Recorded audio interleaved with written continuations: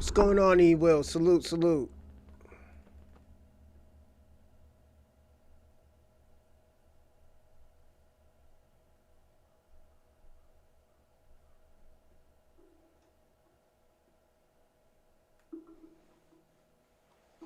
Give me a second.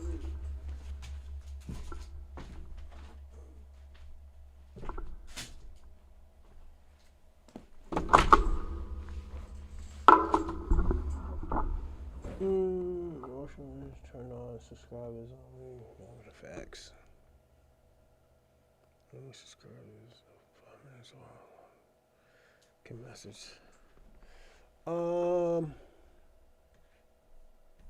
Good morning, everybody. Good morning, everybody. Good morning.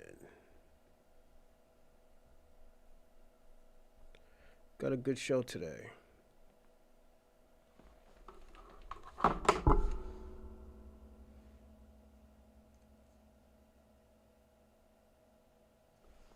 Give me a second.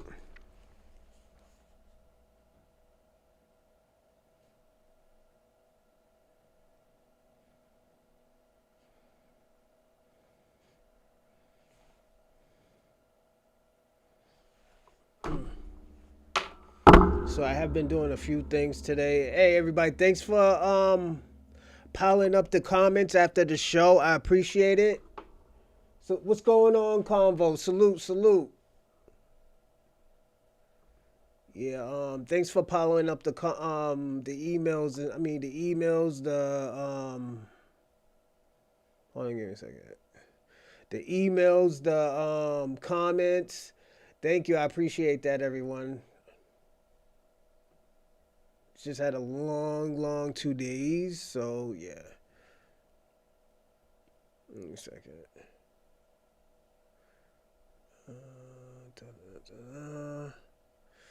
I gotta change this name. How do I change names? I'll figure it out. How's everyone doing? Give y'all 2 minutes so y'all can jump into live. It looks good, everybody. Looks good. What's up, though?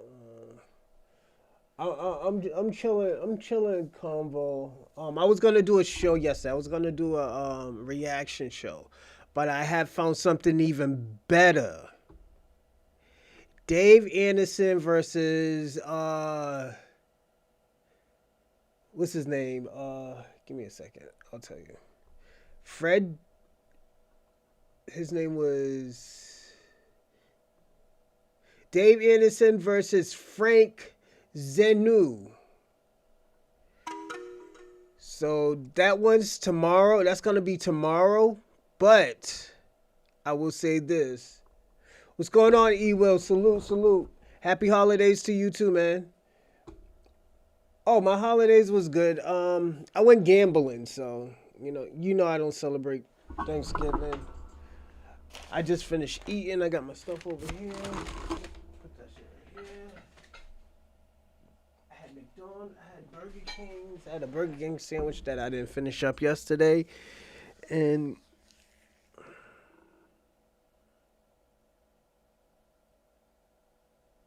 oh, you seen it? So definitely. Hey, what's going on, Lala? What's going on? Salute, salute. Um, that's gonna be tomorrow. I'm gonna actually do 2 shows tomorrow. I'm gonna do a reaction video. I'm gonna do a reaction video and I'm gonna do a show.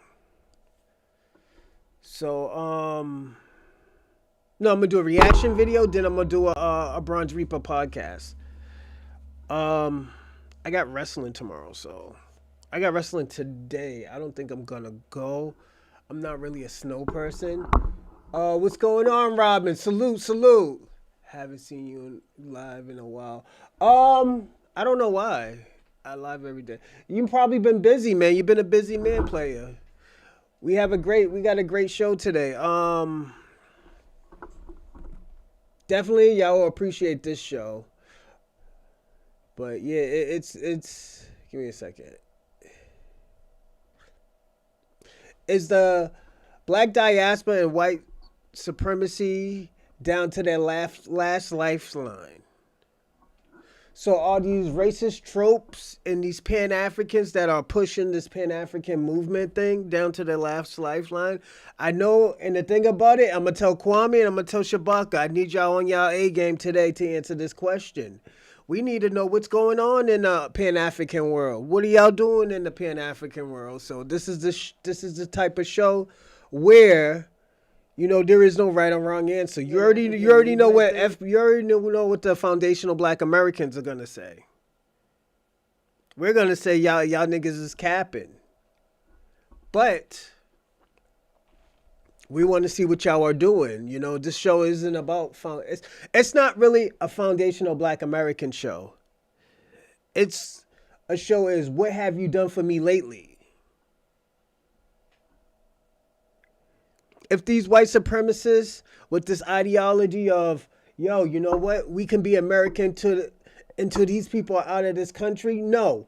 What have you done for me lately? What have you done for me lately where I can trust you to be on the same side as I am?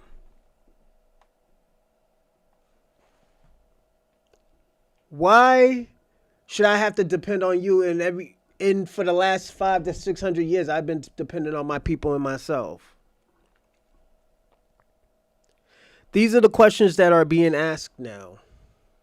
These are the questions that they have to answer, But yeah, I've been on live, Robin. I will check and see why you haven't got it, but I will check again, But this is the type of show today. It's not a foundational Black American show. It's what have you done for me lately show. Give me a second. Cool. I'm down for some hard hitting questions. Yeah. And it's not even questions. It's like, yo, you know what? Let me ask you a question, Robin. Because you're new to the show. I'm going to ask you this.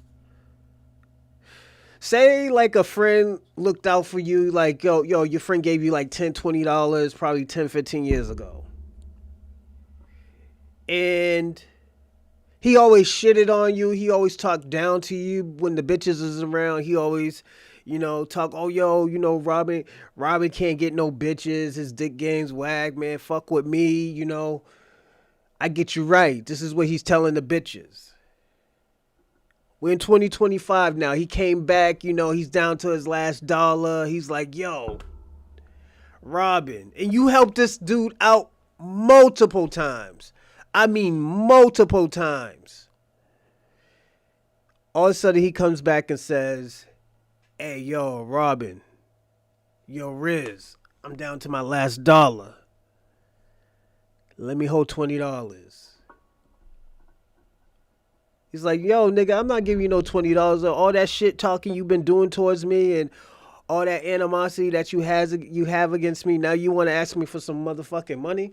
I ain't give you a motherfucking dime. And the nigga go around and tells you that, I'll probably still forgive him. What would Jesus do? We're not talking about what Jesus do, but we're talking about what Riz would do. What would Robin do? You can forgive him. But are you going to give that man that dollar? What's going on, Breeze Omega? Salute. Will you give that man that dollar? Will you give him that money? Knowing that you're trying to, build something, create something, and just get busy. Oh, yeah. Also, everybody, shout out to Breeze Omega. He had a great podcast last night. Go check him out. He does great podcasting. So definitely, check out his podcasting. He's lit with the game right now. What's going on, Clive Zandam? But yeah, it's just, you're not going to give that man that dollar. You're going to be like, yo, man, I can't even help you out, man. You got to learn. And the thing about, you got to tell this man, yo, you got to learn how to do stuff yourself. This is how the game is going. That's what you would really say as an honest person, Robin. Because if you help him again, he's just going to do the same shit again. You get him out that situation, you're going to do the same thing again. So definitely I will say this.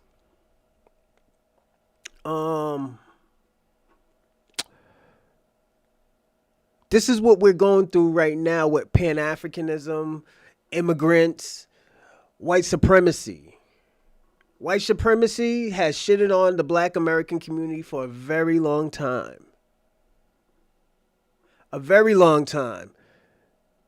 True, but you said he gave you $20 in the past. He gave you money in the past when you needed it. I was just using that as an example. But all through the years, you helped this man out. You gave him $40 here. You gave him $100 here. You gave him $100 here. And he's still asking you for money. You're going to be like, nah, man, you got to do shit yourself. That's what I mean. Yo, Black Alpha's getting busy out here, FBA Convo. Yeah.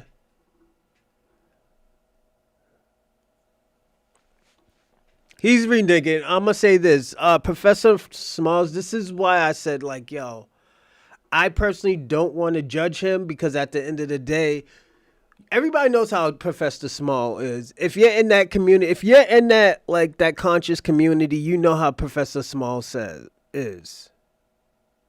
And what he's doing right now is kind of new, but it's similar to the shit that he has done in the past, where he shitted on black Americans and then try to push Pan-Africanism.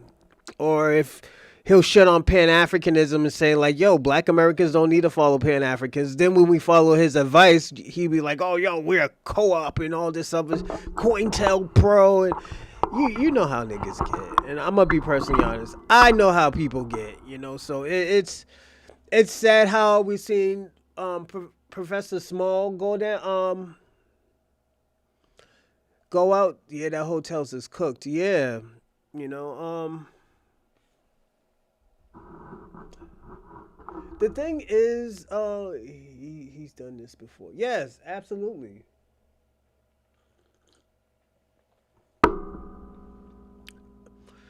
The only thing you gotta worry about who he's pointing that gun at. He's pointing that gun at when he's taking shots at somebody. That's all you gotta worry about. Like, oh shit, he's back at that shit again. He on that bullshit again. And like back to what I was saying, with the black diaspora and the white supremacy's coalition. There is a problem. And the thing about it, this is why I always say, like, what have you done for me lately? It's coming to a point where we're going to have to look at,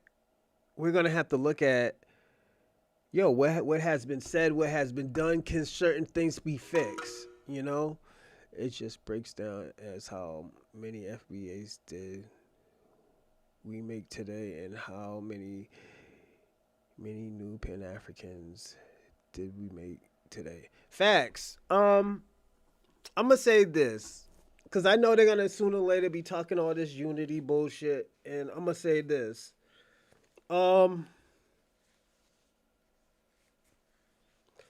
They got to fix what's going on in their community. You know, and this is what black Americans has been working on for the last, you could say year and a half, faithfully. I have done it on the media and activism playing fields.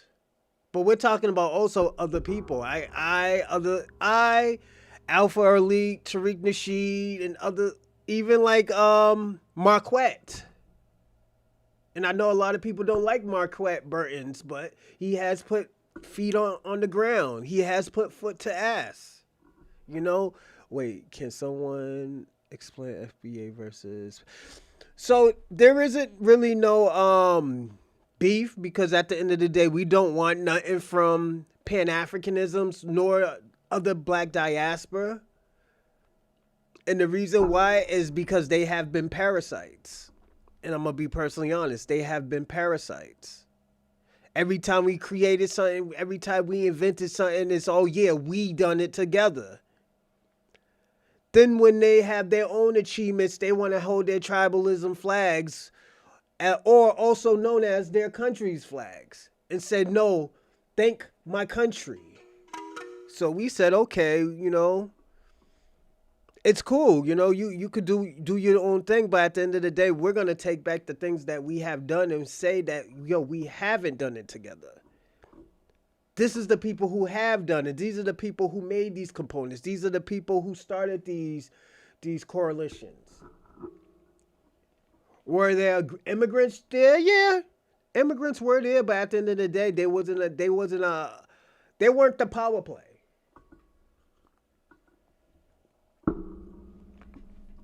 They wasn't the motor making the wheel go. So I this is what we have to say, and this is where they getting mad at this. And Black Americans isn't mad. Black Americans just say, "Yo, just show us some respect." That's it. Show us some respect. You can win as many awards as you want. We could say, "Yo, that's Black culture," but at the end of the day, they're part of our Black culture. Even though they really didn't do anything, they just made themselves better. I'm gonna say this. I told one of my coworkers, he's a Ugandan guy. I told him, I was like, yo, if when I make my first $2 million, I'm gonna give you $150,000 to go back to your country and build it. And that's just a start. He said, yo, I'm gonna take that money and go right back to Africa. I was like, yeah, but when I give you this money, I want you to try to build your community. I'm giving you $150 just to build your community plus what you make.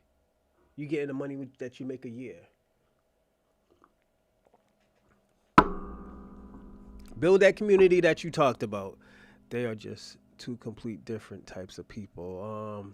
Because America is so different from everywhere else. Yes, Black Americans is different from every other. You serious about it? So I have shows where we talk about Black America and I can talk about this now because every 45 to an hour, I let y'all talk. I look through the live chat. I listen. I see what's going on. Convo's explaining to you too, Robin. So definitely pay attention. He's lit in this game too. Just dropped a video dissing the Somalians. So Africans don't like Jamaica. Yeah, facts. I've been calling that shit out for like months. FBA Convo. Yeah, told you. When Kwame used to be like, oh, yo, we have a coalition with Africa. Nah, nigga. Them Jamaicans don't like Africans. There's a reason why they don't like them. And I showed videos about that. Like, and there's nothing wrong with saying like, yo, I don't like these people. What's going on, Adam B? Salute. It's just, I'm going to say this, and you might believe it, you might not believe it. But Black Americans is more than just African. There are probably like 3 or 4 different types of races. You got the indigenous red natives that we call civilized Indians. You got the Negro Indians. There were Black people already in this country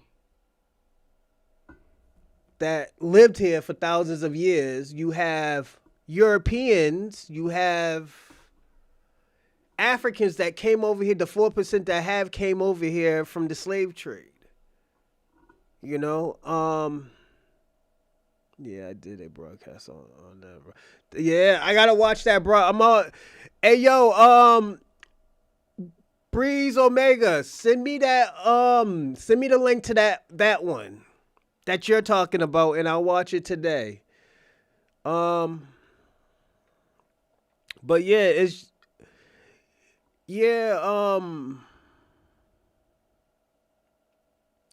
yeah, Robin, we're like 3 or 4 different types of race. Like we're we're basically a new race. Like that's why I be telling like Jamaicans is basically a new race from Africa. Yes, they are African. Yes, they probably know some of their cultures from Africa. Some of their cultures are similar. But you got to understand there were Taínos in Jamaica. There were Irish in Jamaica. There were Africans in Jamaica. These people will breed with each other, so it's not like it's a bad thing. It's just their new race. They're a new ethnic group. If you kind of look at it that way. Ethnogenesis, yes. They had an ethnogenesis. I believe that because most black Americans are mixed with white natives. Yeah, guaranteed. Yeah, absolutely. Like, I'm going to give you an example, Robin. My great great great grandmother, she was born in Alaska. She was indigenous to Alaska. And to this day, I still don't know how she got to Georgia. But I have family in Alaska. If I want to look for it, I can probably find it. You know, that's why Jamaicans sound the way they do. Yeah, facts. Like they do got similarities of Nigeria, but that was like 500-600 years ago. They created a whole new culture. They created let me tell you something. They created a top 10 culture. Jamaica, and this is why I don't. This is why I don't see why Jamaicans get mad when we say Black Americans is a different ethnic group from Africans. You know,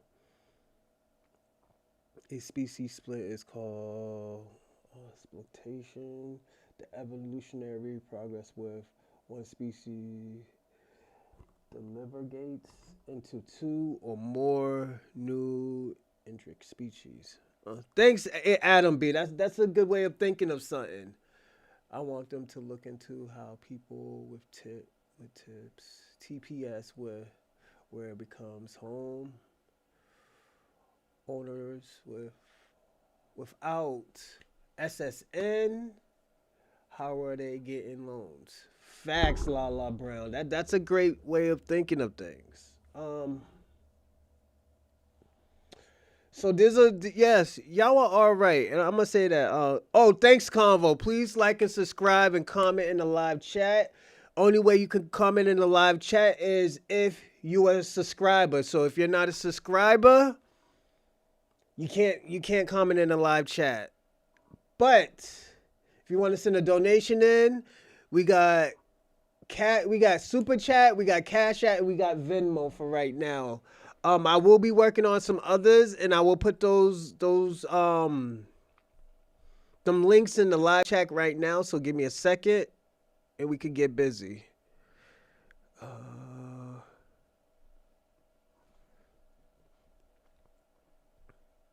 I gotta figure out an easier way of doing this, everyone. So one. I like doing this though too because it makes me take time out to look in the live chat and put things down. So yeah, everything's in the live chat. And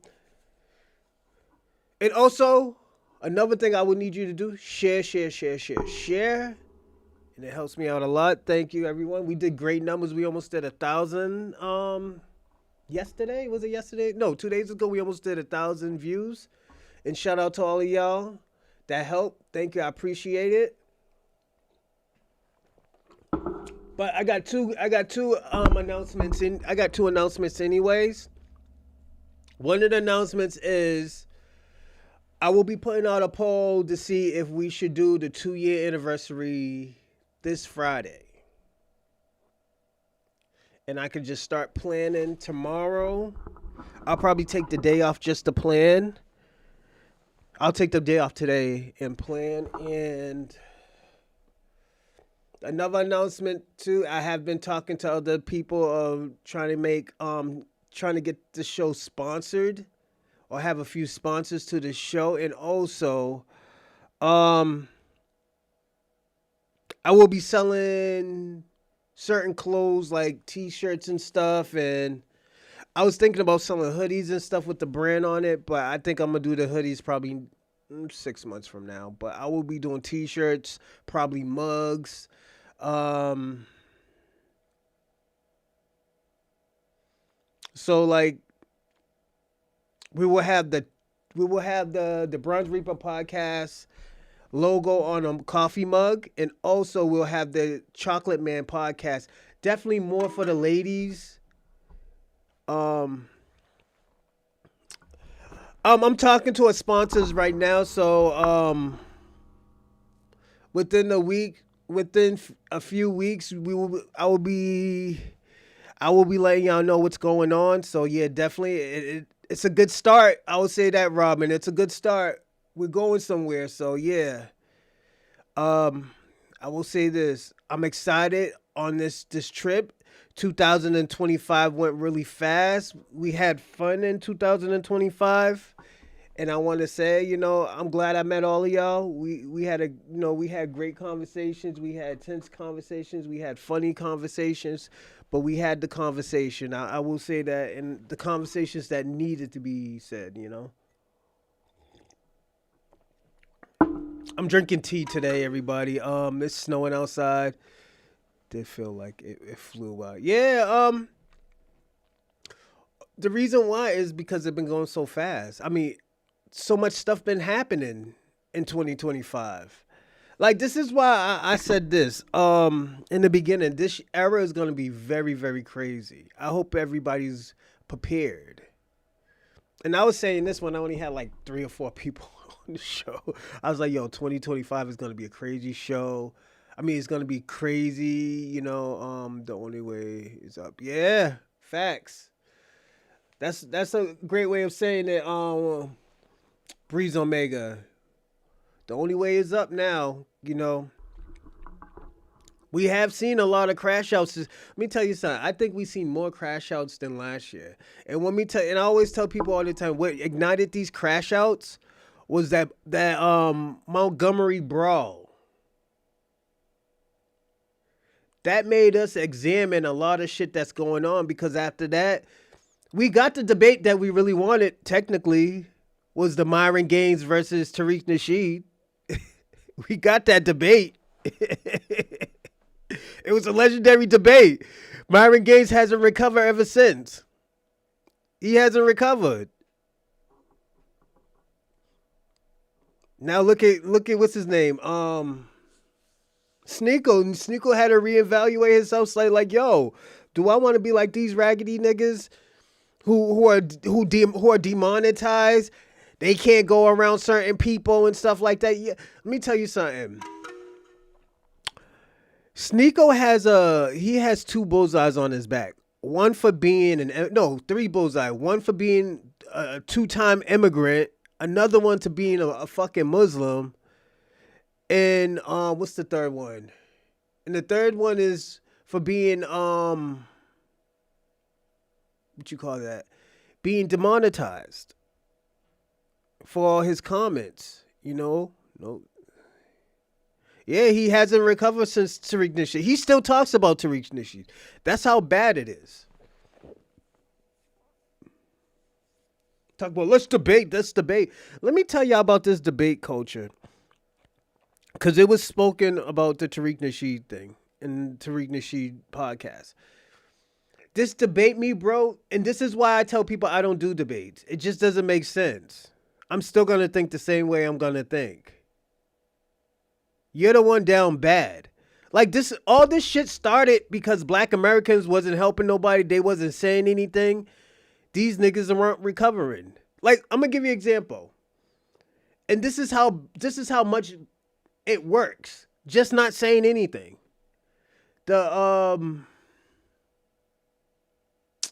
What's the guy's name? The guy with the fucking one eye who be carrying guns and shit.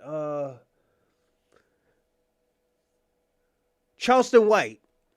Charleston White tried to go at Black Americans. You know what we said? We ain't gonna argue with that half crazy ass nigga. That dog, bat shit crazed nigga. We're not gonna argue with him. The fuck we arguing with you for? Or what happened? That shit just disappeared like that. Yeah, sometimes just working on yourself and ignoring debates is the best way. Yeah. But at the end of the day, I'm not saying this, Robin. If a nigga comes on your podcast and talks crazy, I'm not trying to tell you, I'm not going to say don't defend yourself or don't talk crazy. No, nigga, talk crazy. Yeah, the 1-9 ninja. Nigga be carrying batons and what is it? Batons and tasers and shit, That's that That's that scared culture. He's scared as fuck out here. You know? Give me a second, everybody. I'm sorry.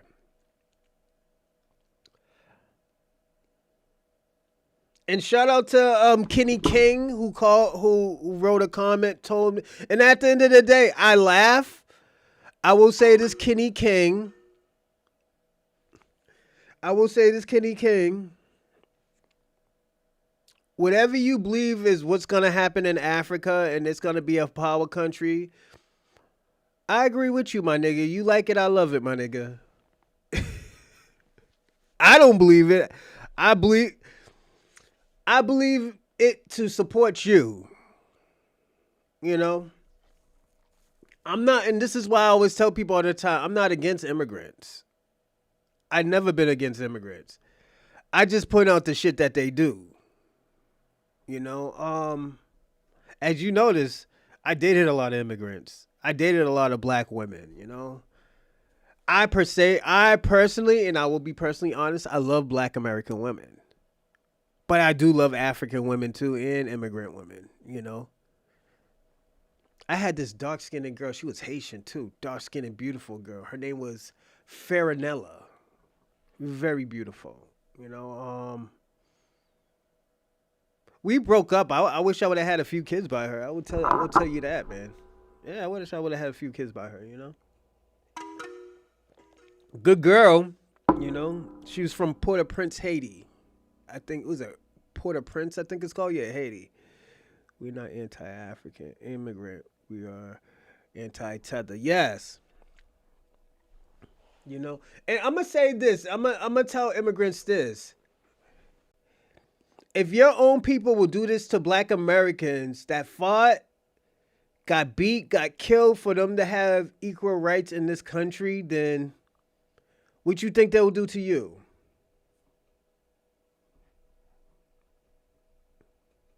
Because don't forget, America didn't want y'all in this fucking country.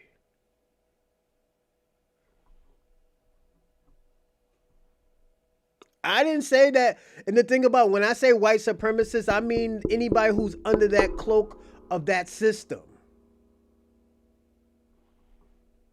Who's ever under that cloak of that system is a white supremacist. Like, look at Lily. Lily crashed out and got demonetized. Now she's over here crying for nigger pennies. White women crying for nigger pennies. So, what is that telling you? These white supremacists, this program, this system, it's about to be flatlined. The Black Diaspora movement is about to be flatlined. I was just about to ask you about the Breeze statement. That Breeze statement. Which one? Give me a second. Oh, the anti-immigrant. We're not anti-immigrant. We are anti-tether. Yeah, absolutely. You know? Because you got to look at it. We have people who contribute. They didn't invent. They didn't help. Like, we could do it by ourselves. It's not like we don't have it. We are different. You got to look at it. Out of all this genocide that has been happening to all these black communities, there's some black communities underwater. There has been black communities where they are finding fucking. Oh, they lost sound.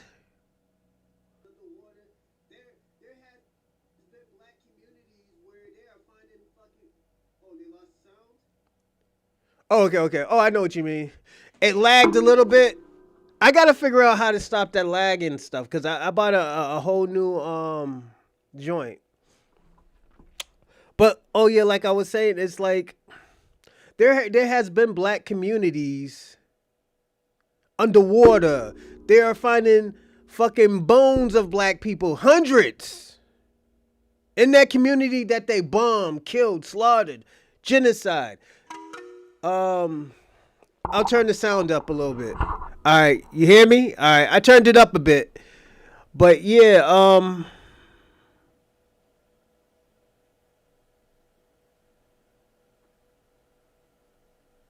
let me see. All right. Yeah, audio's better now. All right, cool. Thank you. But yeah, there has been cities that has been put underwater. There has been cities um that has been, taken away and stuff like that. These are the things that we're seeing. These are the things that, like, we could go back in history and see that it's true. It happened. It's not a fact. It's true. There's evidence. And the reason why I said I never really say facts, because you could find a facts that is wrong, but you can make it seem like it's right. Oh, like clean five. No rice, no ice, no spice. Black queen says no bunnies, never again. What happened to you, FBA Convo? I would say this. I'm gonna fuck y'all. I'm gonna fuck y'all up with something. I will probably, in this world, I'll probably think probably one white girl out of my whole life, and it's only this one girl. And the thing about it, because she was always dope to me, and she always accepted the things that I done. Out of all of that, I probably would not date.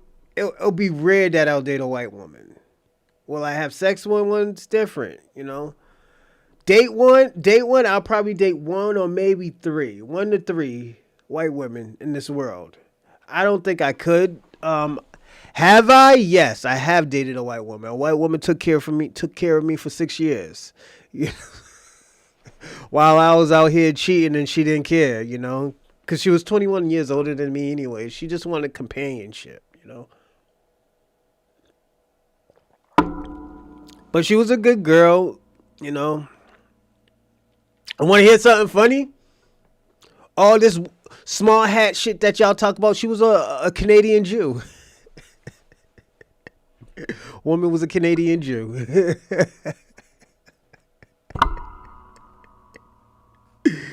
But yeah, her family accepted me. I tried to get a job. She got me fired from it. She said, "No, you don't need a job. I'll take care of you." I could, man. I don't mind. They white. They're just a different blend of white people, So it's like, I'm gonna give you an example.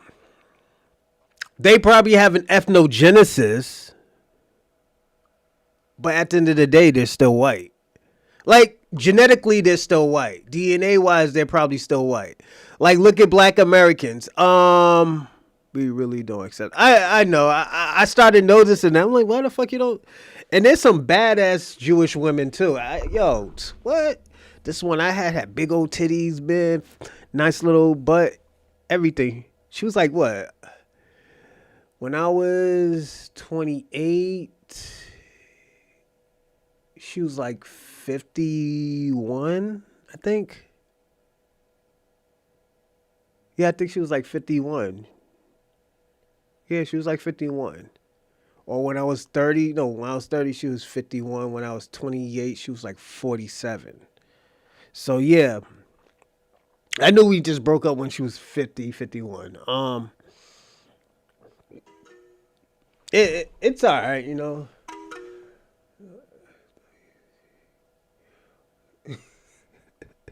Like, I don't like the thing about it. I still look at white people. I still look at them as white people, because you got to look at it. And this is where y'all might have a problem at. Maybe they're a superior type of white person. Just hear me out before you say no. They got their communities in check. They're the bare minimum in America, but they have the most. Sometimes you got to say that's not by system. That's just by, force. Knowing this, or that's by knowing the system. They are parasites. They feed off our country. That's what I'm trying to tell you. Maybe they're a superior type of group where, how to explain? Where they can maneuver through the system, where anything that they do, anything that they say, They will always be put over by others. Or there will always be a few of them in the system. You know? It's like let me give you an example. Black Americans. We are the bare minimum in America. We're only 13% of America, but has done more than most people done in their own fucking country.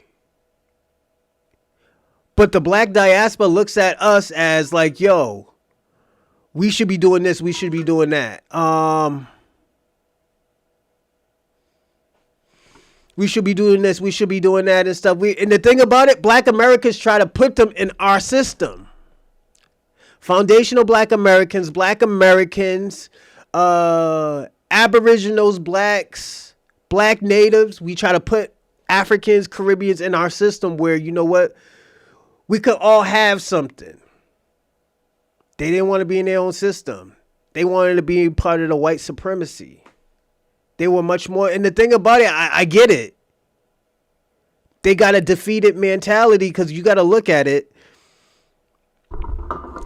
I'm going to explain. They got a defeated mentality. And this is not being no disrespect. If you got a defeated mentality and you run from another country and say, and build another country and not your own country, then you have a defeated mentality. You know, you shouldn't be a part of these conversations that black Americans be having about fixing the black community, about reparation, about policies and tangibles. They shouldn't be a part of those conversations because you know what? You already failed when you left your country behind.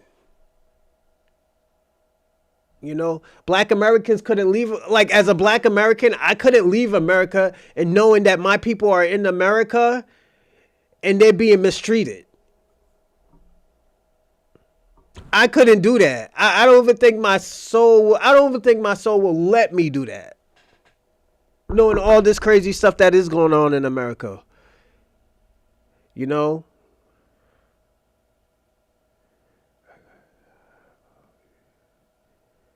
The motherfucker's gonna get you out that shit. You know he's gonna get you out that show. Reggie ain't ready to hear that shit. I'm gonna be personally honest, cause when what's his name, Dane Calloway and Vertex jumped on that live, Reggie wasn't talking that shit. And this is why I had to say with Reggie, brother Reggie, salute to him. I get it. You love Africa and stuff like that. But at the end of the day, them niggas ain't doing shit in Africa.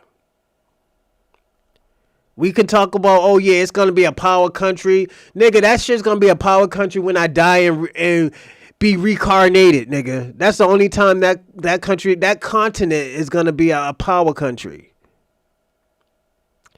White America is not going to let me tell y'all something. And Adam and Robin, I'm gonna tell y'all something. Y'all should never, ever really worry about America. Because America will go to war before they go broke. I'm just going to be personally honest. They will go to war before they go broke. So all that other shit that's happening in all these other countries saying it's affecting America. Motherfucking America will bomb that fucking country and take their shit before they go broke. I'm just being personally honest. Afghanistan, Iraq, you think that shit was just for like, oh, yo, for 9/11? No, they don't give a fuck about that building. They could have found that nigga and said like, yo, we got the nigga, it's over and stuff like that. No. It got worse because at the end of the day, they wanted something out that country. You want my real opinion of African being a power country that will steal all the resources before that happens. Facts. Gaddafi was one. And the Democrats did that shit. So if the Democrats would do that, what the fuck you think that the Republicans can do? And that was African empowerment that Gaddafi was doing. That was African empowerment. That nigga was about to create his own currency that would have crumbled the Western world. You think that motherfuckers was gonna let him do that? No, absolutely not. That nigga had his own people turned on him.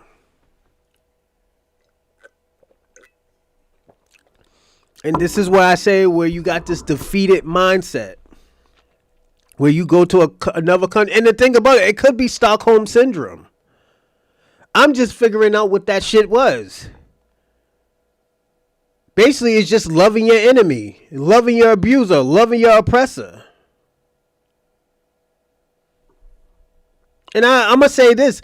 I think black Americans had Stockholm Syndrome when we was a part of this Pan-African shit. Because at the end of the day, Africa contributes to that oppression shit.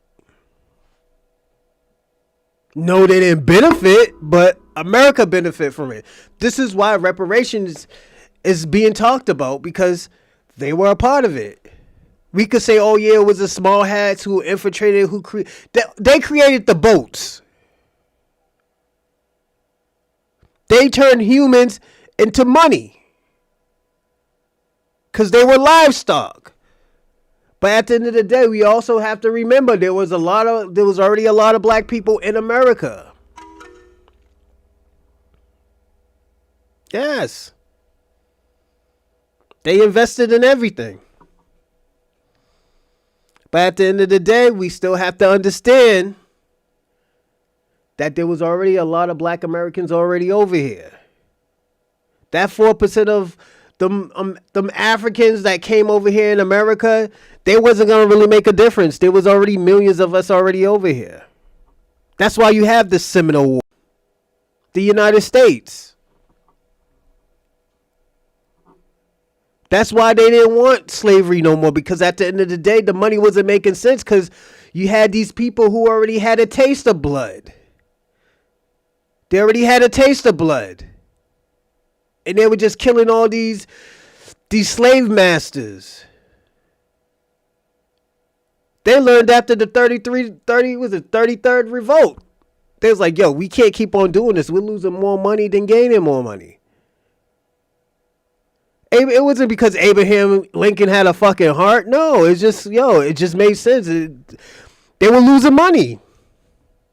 These motherfuckers is burning down the products.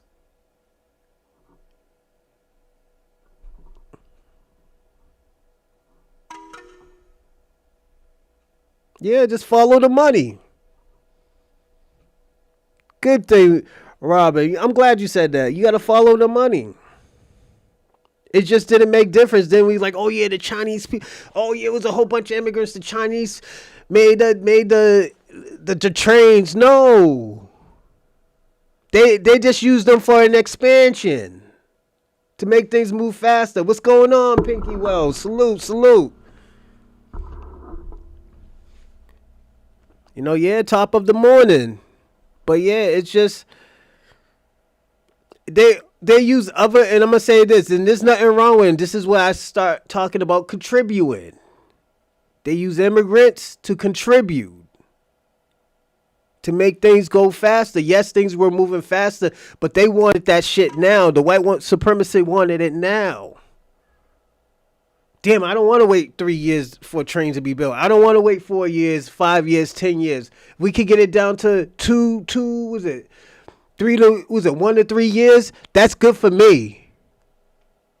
Because it was stopping money. Niggas don't want to do horse buggies no more. Niggas wanted the trains. And like I say, like, yo, this shit sounds crazy. It sounds crazy if you never did the research. Like, yo, what the fuck? That shit sounds crazy. And you can even look at the tribes. Watch this movie, Robin, watch this movie called The Harder They Fall. It got Idris Elba in it. It got Jonathan Major. It has the girl from Atlanta. It's called The Harder They Fall. Those people that they name like Nat Love and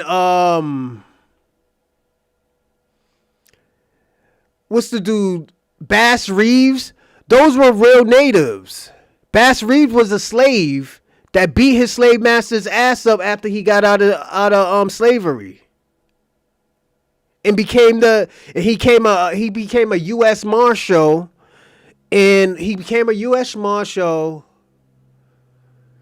and inspired the Lone Ranger.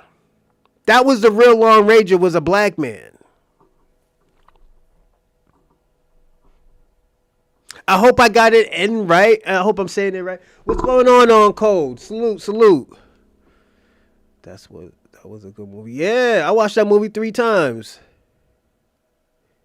Oh, it even had Dion Coles too. Dion Coles, the Old Spice dude, the comedian. Give me a second, everybody.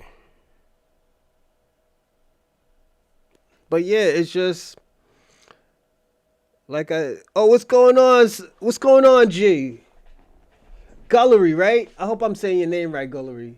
Yeah, that movie's great. It's just those blacks and natives.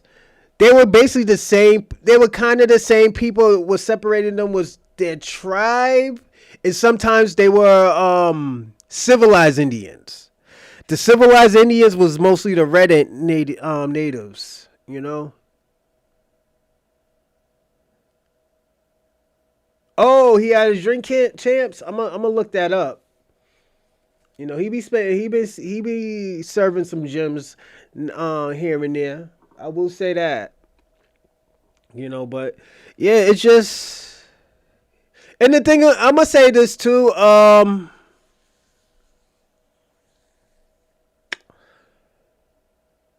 Sometimes I'm wrong. I will say that sometimes I'm wrong, and when I'm wrong, I'm wrong. Okay, my fault. But at the end of the day, I don't mind being wrong because, like I always say, like to this podcast, I'm still a student to this. You know, so I always like to mention that every show. I am still a student of this game. You know, I wanted to watch that movie, but I refused to watch Africans. Yeah, I know Idris Elba. It's a good movie, man. Yeah, Pinky, you'll love the movie. Put it that way. You'll like the movie. It's a Cause the thing about it, it's not a real movie, but at the end of the day, it has all black. It has all black leaders. You know, like they had Cherokee Bill. Cherokee Bill was a black man. I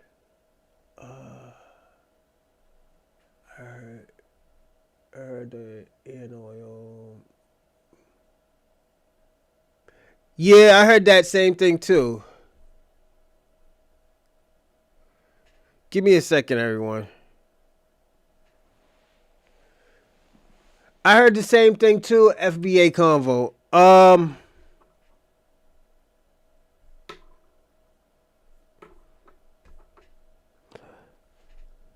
I think my dad recommends that movie too. Yeah, it's a good movie. You know, it's different, but it's a good movie. You know, I will say this though. Hold on. Yeah, not supporting Africans and rules are people should have. Yeah, that too. I do agree, but it also had more. It had more Black Americans than Africans. I will say that, and that's why I say when it comes to certain people like Jonathan Majors, Dion Coles, and stuff like that, I will support them, even though this. Um, Damn, what was that dude's name? Because put it this way, I will say this, Pinky, the person that Idris Elba plays, he was he was the villain. He was the villain, you know. That might make it easy for you. He played a villain. No, I wouldn't say he's the lead role. The lead role was Jonathan Majors. You know. And if anybody don't know who Jonathan Majors is, Jonathan Majors was on TMZ getting chased down by his white woman down the street. Then got charged. So shout out to Jonathan Majors, but that nigga ran down the street like Kunta Kinte, man. That white woman had him running down the street.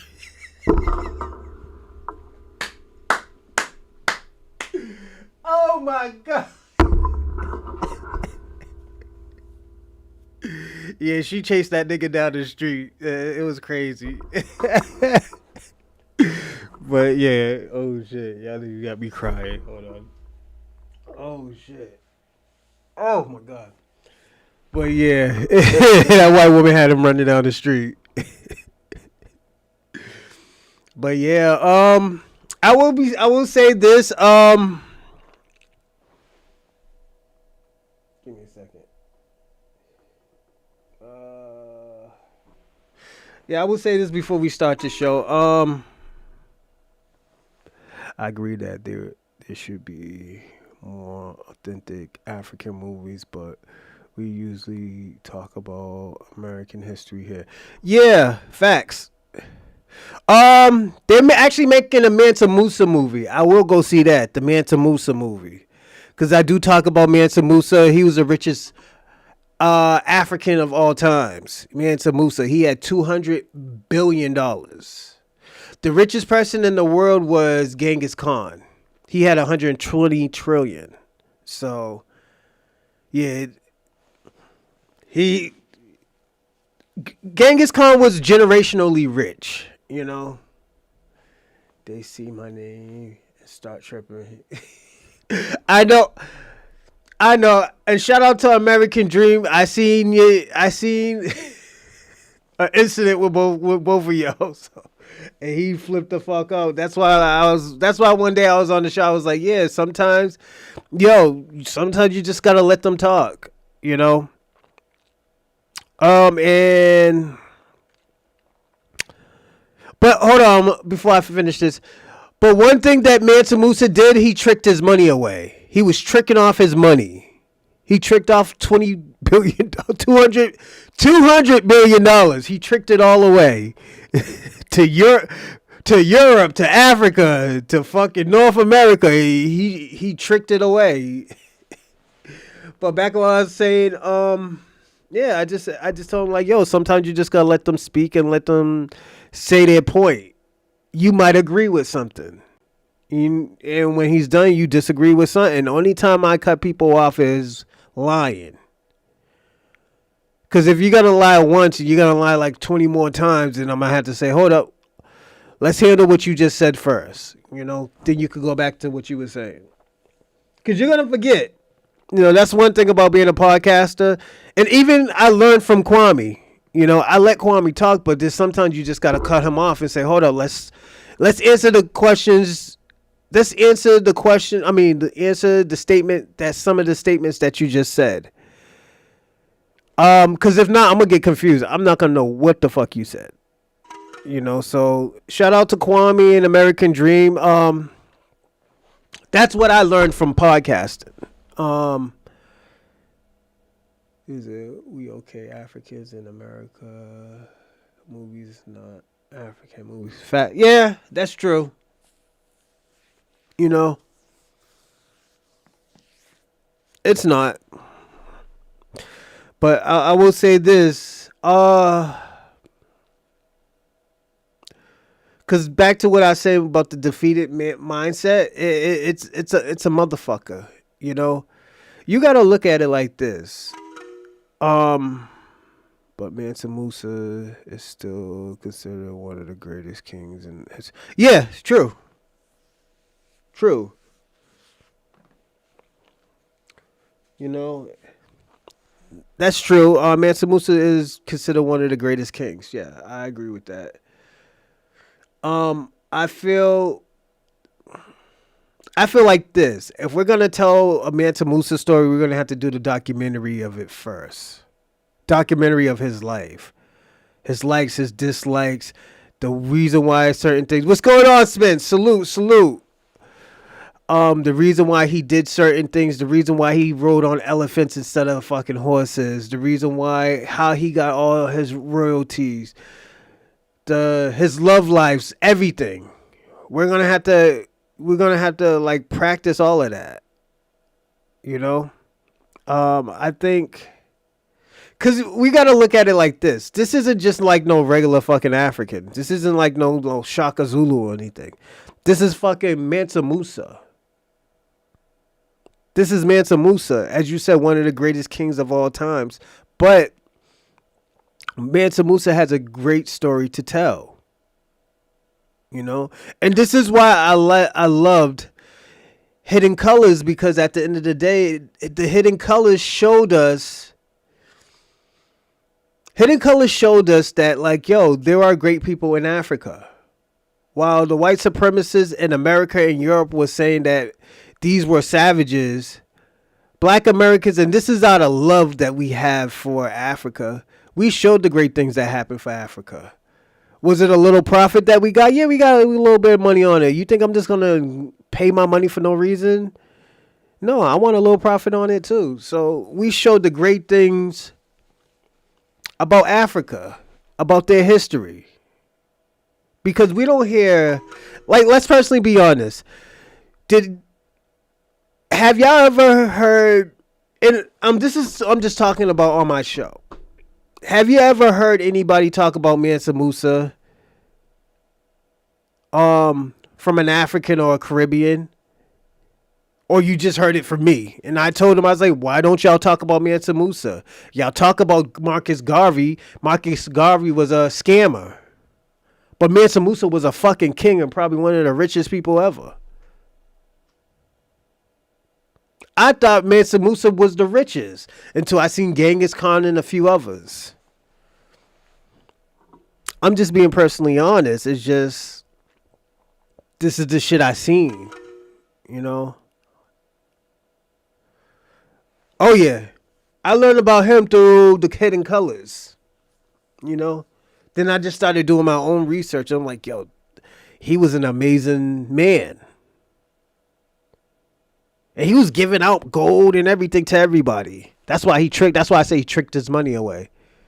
He made Mali one of the greatest countries of all times at one time. At one time, he made it one of the greatest countries. From their culture to their religion to just to everything. He couldn't do anything wrong. That's how dope Mansa Musa was. It's just now we gotta look at it. We don't hear the Pan-Africans talk about that. We don't hear Africans, Caribbeans talk about this. The Black Diaspora. They should be talking about this, man. They should be like, yo, the greatest man we ever seen was Mansa Musa. This is why when we talk about Black Americans and we started doing more research, we started to see like, yo, there was more than just Martin Luther King and Malcolm X. There were more people than just Fannie Lou Hamer. There were people in the 1800s that was putting in work. It was so bad that we had to figure out who the fuck Nat Turner was. Because all we heard for the last 20, 30 years, he was a homosexual. He was hypersexual, raping people. Then I'm finding out, I did research and I was watching a movie on him. This nigga was a preacher. Okay, this Nat Turner was a fucking preacher. He was a fucking preacher. That created one of the biggest revolts in America. If not the biggest revolt in America.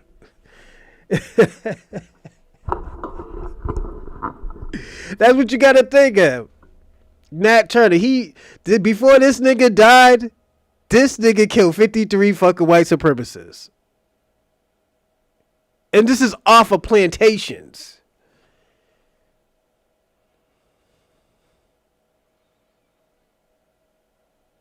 For his freedom, he killed them all, but we don't hear about this. You know, this is why we're starting to say like, yo, we have a lot of fucking overachievers that we don't talk about. John Horse. You would think he's a red civilized native. Nah, he was a black man who was getting busy in Florida.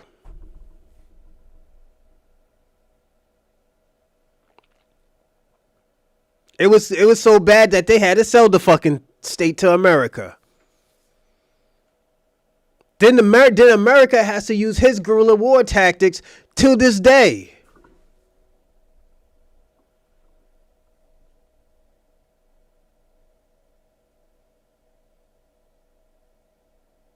Yeah, they were in the woods too. Adam B, they were in the woods too. All that guerrilla warfare that y'all did, y'all got it from some black Indians, some black aboriginals. Yeah.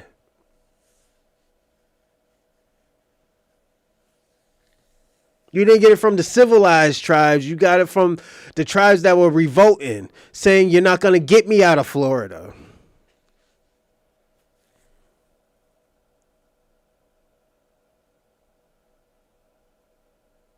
Yeah. That's why that's why if you ever hear me, Adam B, I think you laugh at me when I say that. This is why I said there was a paper genocide that happened, or a paper warfare that happened with black Americans, or foundational black Americans, or black aboriginals. This is where the paper bag test came through. If you were lighter, you can be like a mulatto. If you're dark, you're a Negro. You know, there was another one. Oh, if you was like red, or if you like a reddish, light-skinned Indian, then you consider a Native American, or Native Indian. So there was a paper war genocide that happened. You know, this is why you have races and stuff like that, because of that whole thing. As they did, we did it by tribes, but at the end of the day, you had your warrior class of tribes. Spain fucked around and fucked with a warrior class of tribes. Let me ask you a question too, Adam B. You too, Robin, you can answer this question too, because Pinky knows this question and FBA Convo knows this question. Do you think it's a coincidence that there is more black Americans down south than anywhere else?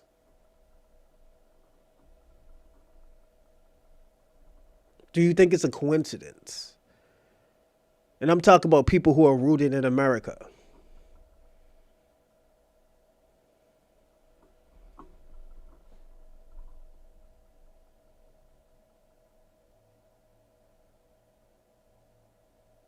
It was the same. You're talking about the red natives. Yeah. Yeah, it's it was I would say this. All that stuff kind of pissed me off. But at the end of the day, it's American history. This is why I always say this.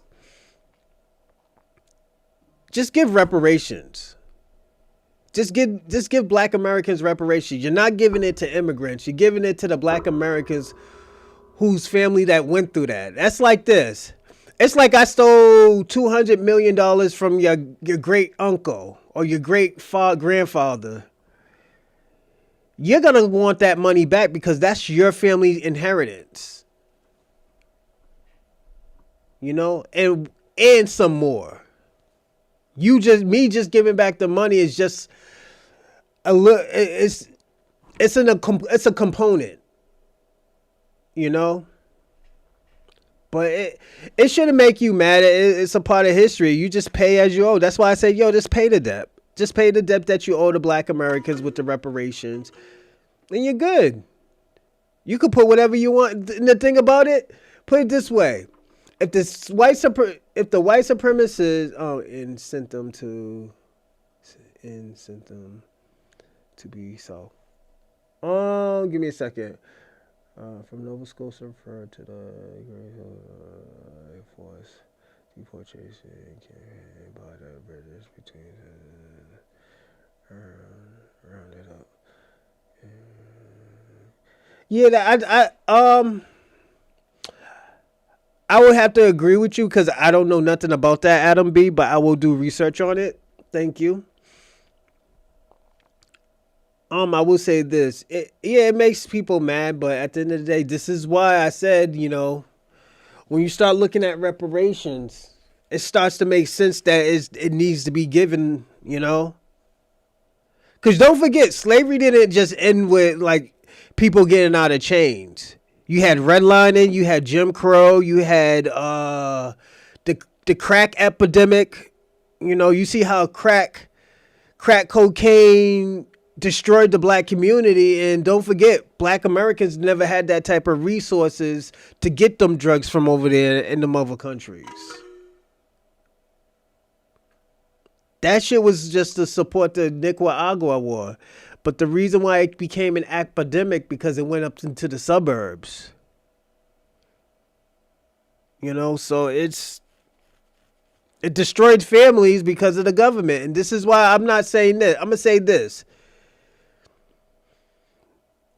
Let's say, for example, white America's innocent. We're not going after white America. We're going after the government. The American government that okayed those laws. America okayed those laws. They okayed the mistreatment. They okayed everything. And they can't get mad at me for saying this, but at the end of the day, this is what happens.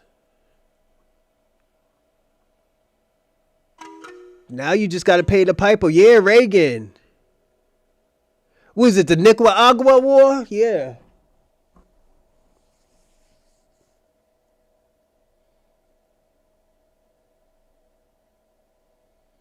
They can take it out the Federal Reserve, Robin. Because don't forget, for many years, for the last 30 to 40 to 50 years, America always said that they didn't have money. And I've been telling people that COVID it exposed the government. It exposed the government because you know why? They had money. It's showing that America has money. It's showing you that America's not broke. If we're giving all these countries trillions and billions and trillions of dollars every year, how the fuck are we broke?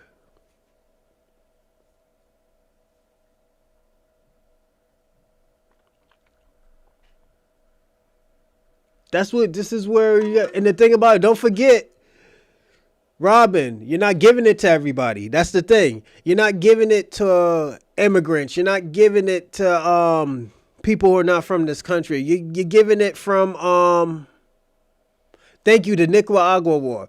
You're giving it who's people who built this country, who's a part of that system.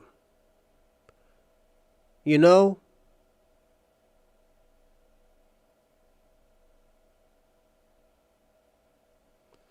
But at the end of the, I'm gonna say this: it's not free money. It's a debt that's owed.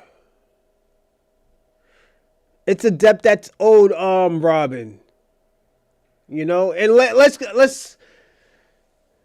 talk about the elder who passed away, who was the last one of the last of the Tulsa, Oklahoma. She still didn't get anything. She has so much trauma. You know?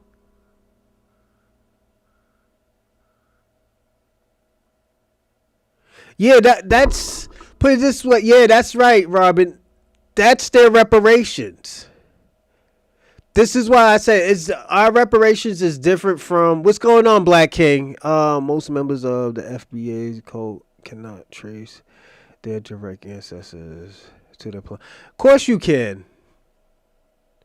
Of course you can. Let's say Black King, most can. Let's personally be honest about that. Most can, because at the end of the day, our grandparents, our great grandparents. My great grandparent was born in 1892. My other great grandparent was born in 1899 or 1889. I think 1889. I can trace that back. I can trace her parents back. I can tell you my great great grandmother wasn't the nicest lady. She was mean as fuck. I can tell you that. And she was born in the 60s, I think, 1850s. You know, rich plantation. I gotta check the census. I haven't done my research on that like that. But if I put it this way, if I go ask my grandmother will know. My grandmother's 85 years old. I knew my great grandmother. My great grandmother's name was Lizzie Way. Well, no, Lizzie Smith. Sorry. Was it Lizzie Smith? Yeah, Lizzie Smith. My great granddaddy's Lizzie Way. I mean, his name is Henry Smith. My great grandma's maiden name was Way. Let them keep.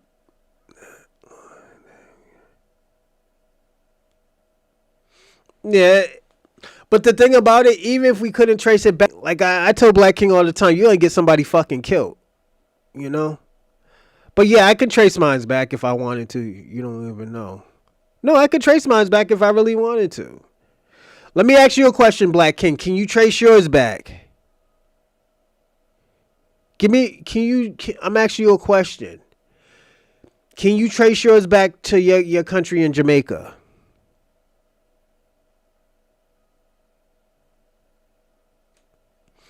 Um, DJ Biggs, don't worry about that, cause he's down to his last leg.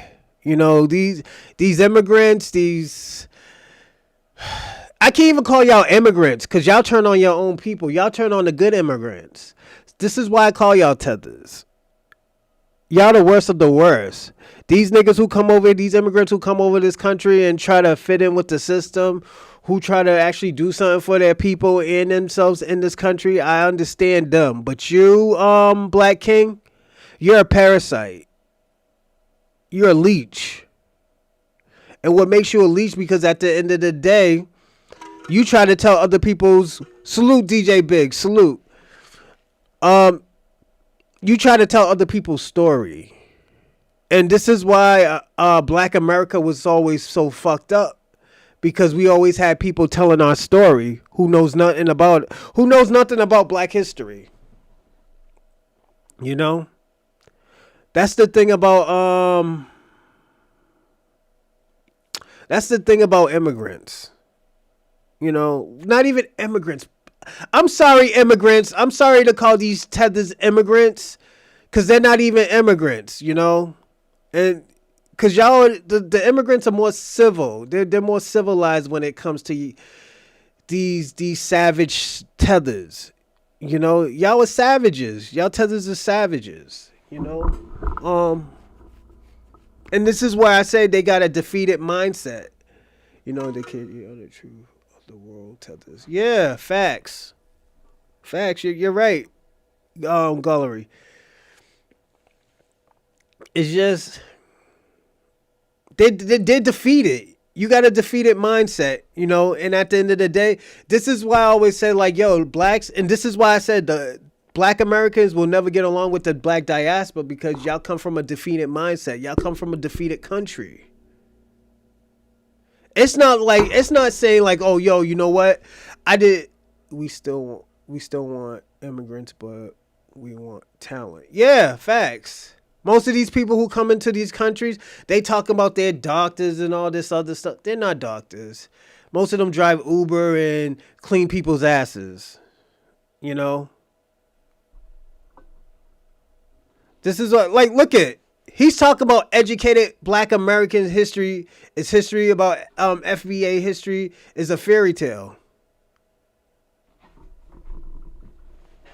Not knowing that my cousins, my great auntie fought for y'all niggas to come to this country. And if I could go back in time, I would tell them niggas, don't bring these raggedy niggas over here.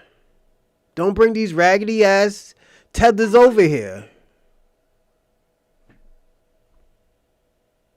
Because they're going to bring up that crime rate and they're going to say it's Black Americans.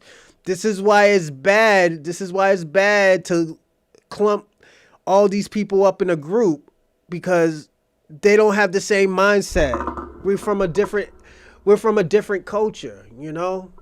So this is why it's very, very bad to clump us up in a category like that. Because then after that, let me ask you a question.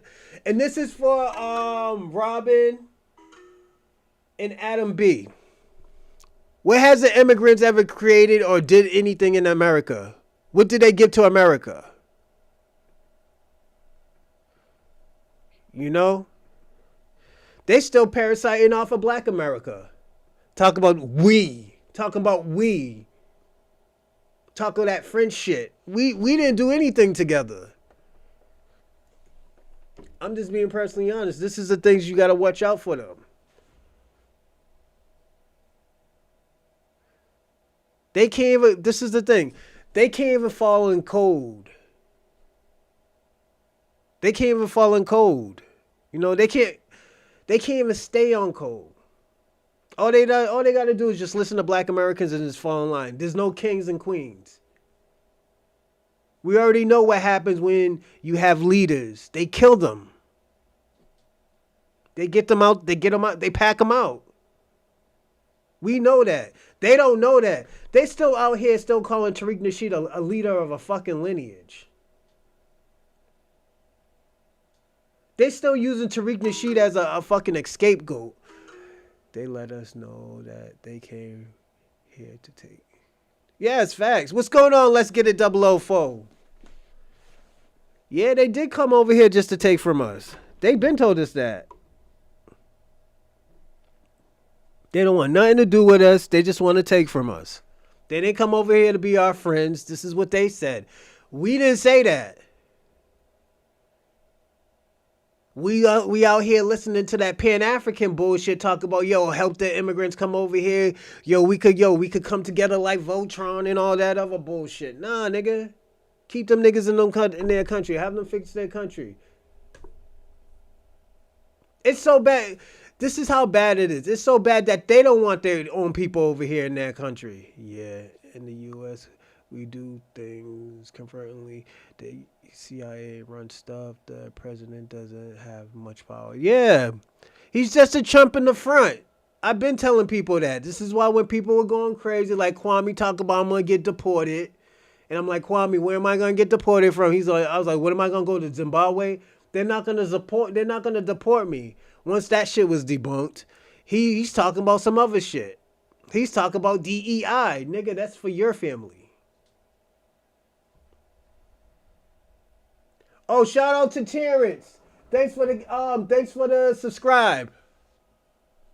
I didn't even see it play. My fault. Give me a second.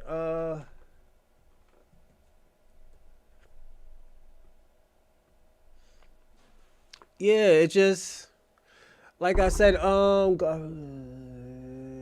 will post stuff about black conventions. They're not black conventions. Yeah, he does that.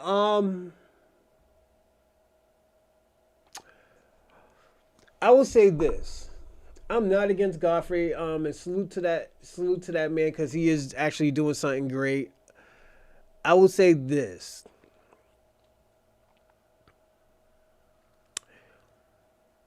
Godfrey,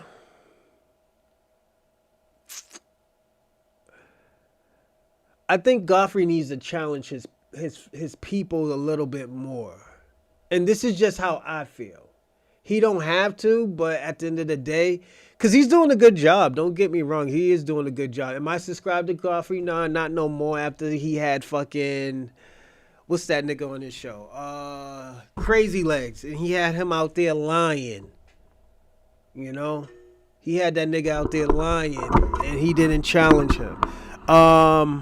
Yep, mostly for white women and probably the LGBTQ community too. And also disabled people. Yeah, the comedian. I think he needs to challenge the Nigerian people a little bit more on their ideology. Because after that, yeah, we could say, yo, Godfrey is actually doing his thing, but at the end of the day, to me, it looks weird. You know, but he does do his thing. Peace, what's going on, Ray Ray? Salute. You know, he does do his thing, so I agree, I understand. I understand where he's coming for. I know where he comes from in a black mindset. As a collective of black people, I understand where he's coming from in a black mindset. My issue, like I said, my issue is consistently he don't challenge the bullshit. Like when he had Emmanuel Achok on there, that nigga was crying like a little bitch. At the end of the day, you should have been like, whoa, hold on. You can't really talk for black people because you have. This is where I'll be telling, and this is where you understand when I say peace. What's going on, Ray? How's everything? I hope everything's good, man. This is where I understand, and this is where I started understanding when I say, and this is why I say this a little bit more. Kwame laughs at me all the time when I say this. I said, immigrants have an immigrant experience. They don't have a black experience. Most immigrants don't have a black experience, you know.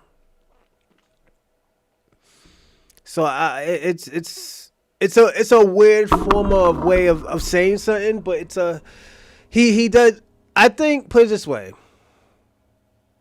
And shout out to Godfrey. Godfrey, he's seen the black experience, but I don't think he had a black experience. He probably hung around black people and all this other stuff. But at the end of the day, one thing about having a double life and saying like, yo, you having a wife or you having a side piece and stuff like that. I'm gonna give you an example. When you're having those type of double lives, you see two lifestyles of what's going on, Ohio. Salute. You see two lifestyles of what's going on and what's happening.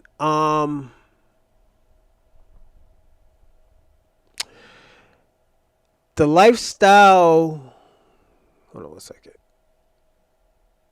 The lifestyle that we are looking at right now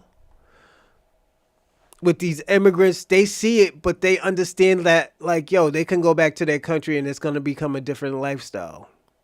You know, Carly dates white women. Oh, yeah. A lot of these people, let me tell you what it is. I'm going to say this. People make it seems like a lot of black people date out their race. 88% of black people are in or married to a black woman. 90% of black women are married to black men. So it's not like it's a big number. You know, he was up in New York wearing leather jacket. Going to them rock concerts with Snow. Yeah. Yeah, man. Yo, he's probably going for the music. Who knows? My man say he had the leather joints on. Yeah, man. At those times, man, it was different, man. At those times, I always tell people, yeah, those times was different, man. You know. Let me see what else. What's wrong with New York leather jackets? New York. That's a New York. Is that a New York style leather jackets? Probably at those times it was because everybody was partying like a rock star at those times. Everybody was talking about, yeah, that boy's white boy wasted. So I will give Godfrey a slight pass for that one because at those times, yeah, niggas was having them big old fucking skull belts with the fucking 3-6 Mafia hoodies and stuff. If you know what I'm talking about when I say a 3-6 Mafia hoodie, you know what I'm talking about. Yeah, when you have those type of hoodies on and stuff like that, when you're getting busy out there, yeah, those was those times. And those people who brought those times was Jim Jones and Joel, who brought that type of lifestyle over there. New York was a little bit different, you know. Yeah, New York was changing at that time. Shout out to niggas in New York too. He's about the most whitewashed. Yeah, and that's why when I was saying I don't think, and this is why I had an issue with the Godfrey podcast. He wasn't challenging him. You know, it's like this. If I'm gonna talk about white culture, and I'm a white man, and you have let's say a Spaniard. Let's use Spaniard talking about white American culture. You're gonna expect me, because if I'm a Spaniard and I believe in the white American culture, you're gonna expect me to challenge that man and what he said about white American culture. So it's this is the whole thing about Godfrey. Like, I know he don't want to be a spokesman for Black Americans, but if you're gonna talk about it, you do have to challenge. And it's just out of default too. That's the crazy part. It's not even his fault. He's just you gotta challenge him out of default. You don't have to, but at the end of the day, people's gonna be questioning. Like, yo, nigga, why are you talking about black culture and you're not challenging nobody when they talk crazy about black culture? This nigga Emmanuel Ocho said, like, yo, I go to a fucking Nigerian church. I know my Nigerian culture, but I hung around white people. I go to church with black people. I be in a black communities. Yeah, there's a white culture. You didn't know that? Yo, Adam's crazy. Adam, there's a white culture, man. Come on, man. Don't do that. It's just saying, at the end of the day, it's just out of default. If I'm going to talk or say anything bad about anything, or I'm going to have somebody say, put it this way, if I'm going to have somebody say something bad about black culture, I'm going to have to challenge them. Yeah, I'm giving you a platform to say whatever you want, but at the end of the day, my due diligence is I have to challenge you. I have to say stuff. I have to say, why do you think that? How many black people have you been around? What type of black people you been around? That's why when people talk crazy about black people, I always ask them, I was like, yo, what type of black people that you hang around? Oh, yeah, there was a gunshot up the street from why the fuck are you hanging around them type of niggas? Bank robbers and cowboys. Most bank robbers in Boston are white. I will tell you that. They're Irish technically. They're Irish. They be robbing banks like a motherfucker up here in Boston. Like, we're known for bank robberies in Boston. He said pickleball. Yo. In Boston, we known for bank robberies and finessing, and it's Boston. Boston has a population of Irish people, Italians. Irish people don't really live in Boston no more like that. They live in like Charlestown. I kind of sort of consider it Boston, but it's its own town. Charlestown had a lot of Irish. No, they had a lot of Italians back in the 50s and 60s until Whitey Bulger snitched on them. You had South Boston, you had Quincy, you had parts of Dorchester. Yeah, it's just those are those type of parts of the first Cowboy was not black. No, that's true actually. The first Cowboys wasn't black. Oh yeah, Whitey Bulger, the pedophile snitch. Yeah, yeah, he like little girls too. Don't get that fucked up. Yeah, he liked them little girls. He violated some little white girl in South Boston back in the days. Yeah, Whitey. Old snitching ass Whitey. Niggas had a party when niggas beat the shit out of him and sent him to his ancestors. Niggas had a party. Like, thank God, if only they got this nigga. Yeah, my son plays team from Boston. They are Irish and Dutch mostly. What do your son play? Basketball or football or hockey or like I did mad sports. I did basketball, I did hockey, I did tennis. No, I didn't do hockey. I did basketball, football, tennis, track. So yeah, it depends what sports. Basketball wise is always gonna be black people.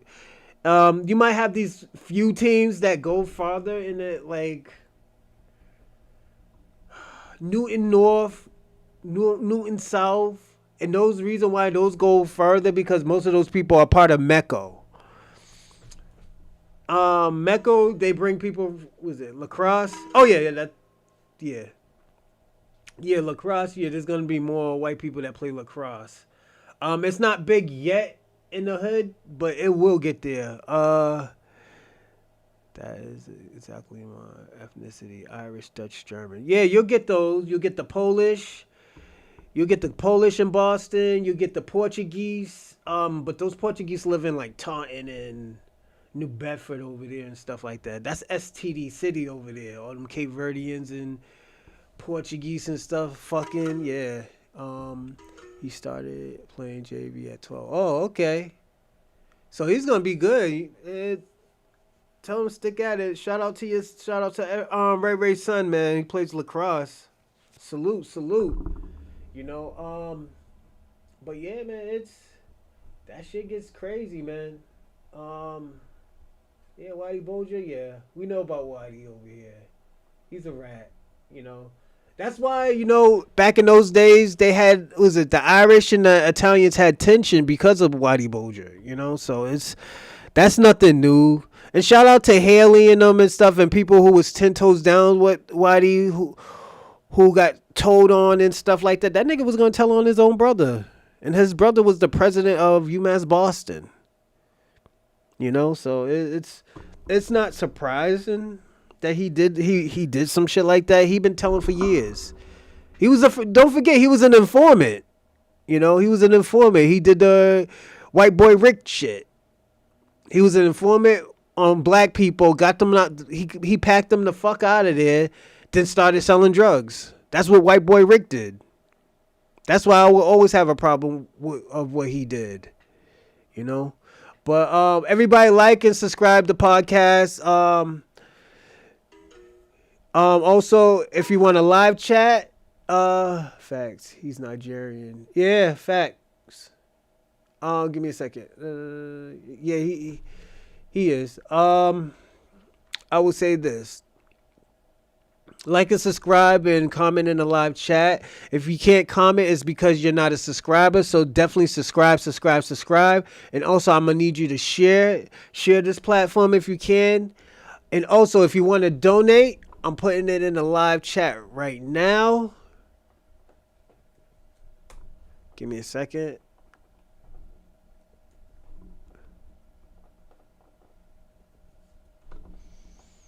And if you want to send in a donation, you can through those platforms right there.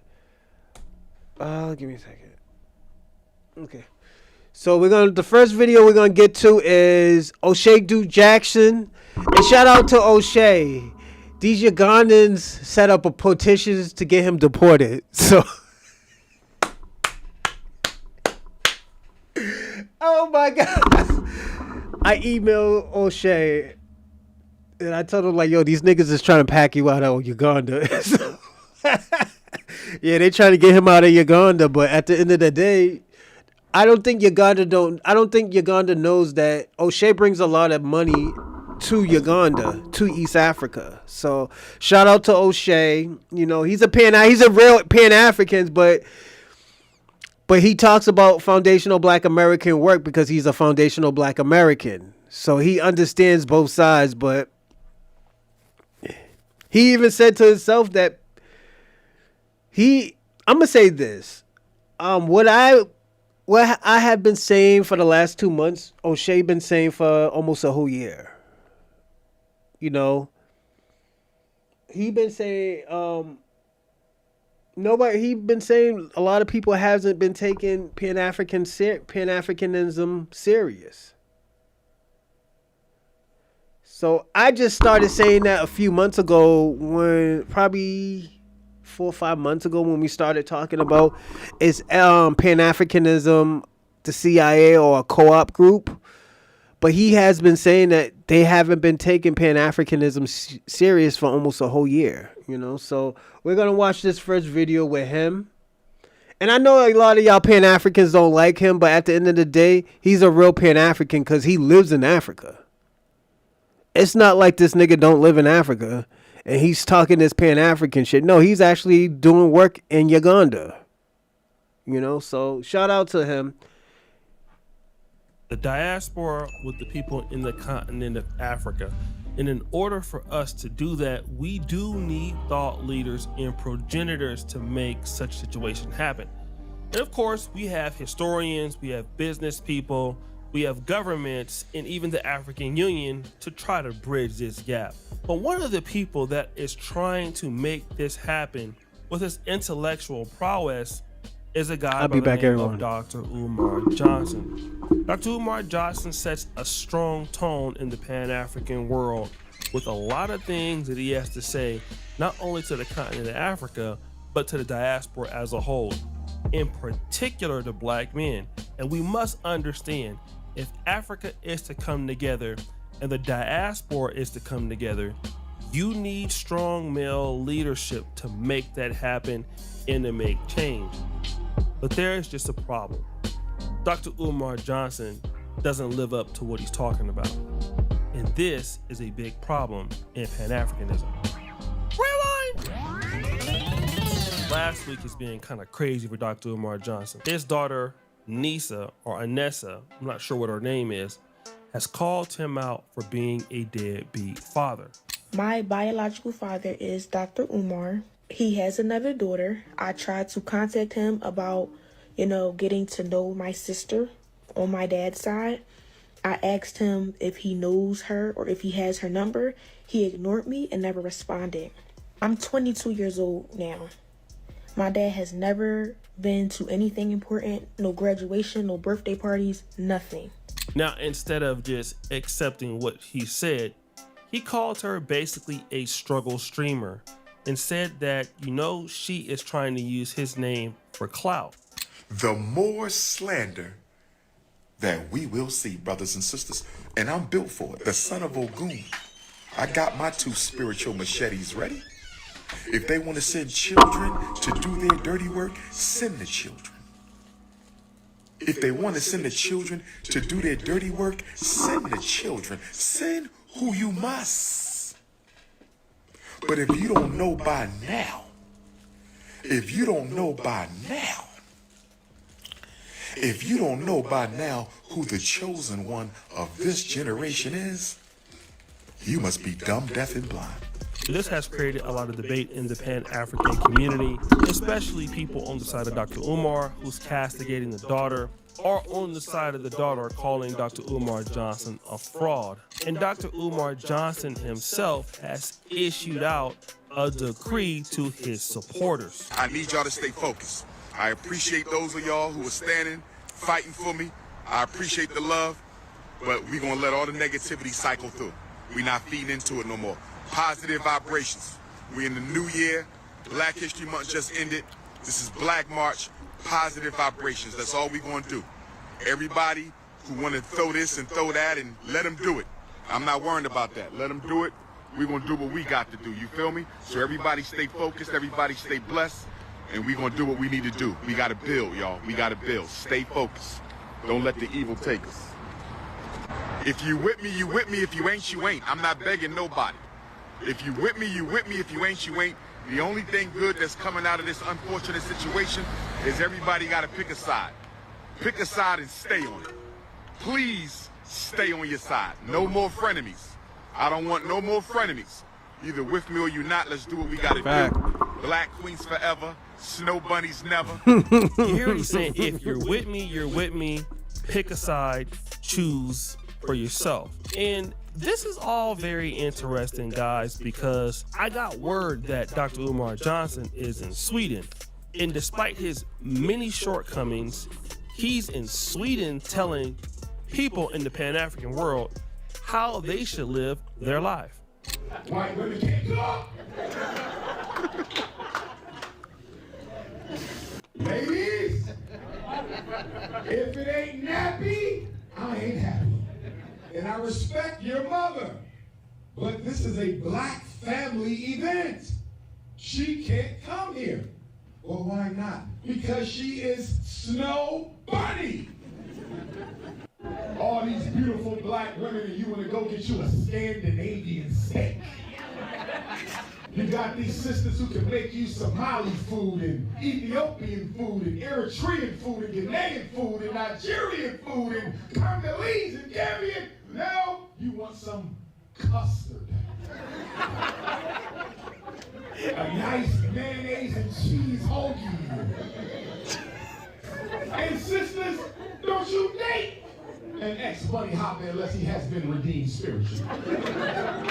You don't let him crawl out of the cave and crawl in your bag. Sit his ass back. Since you want to play in the ice. This is why I say nobody takes Pan-Africanism serious, because of shit like this. Well, the reason why I say that nobody takes it serious,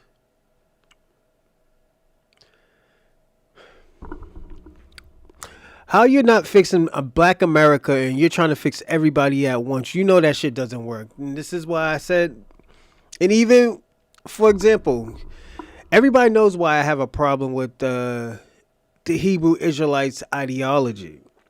It's not, I'm not saying it's not going to work. I'm just saying this. Facts. He did kill, yeah. He sent that shit to the graves. You're right, FBA convo.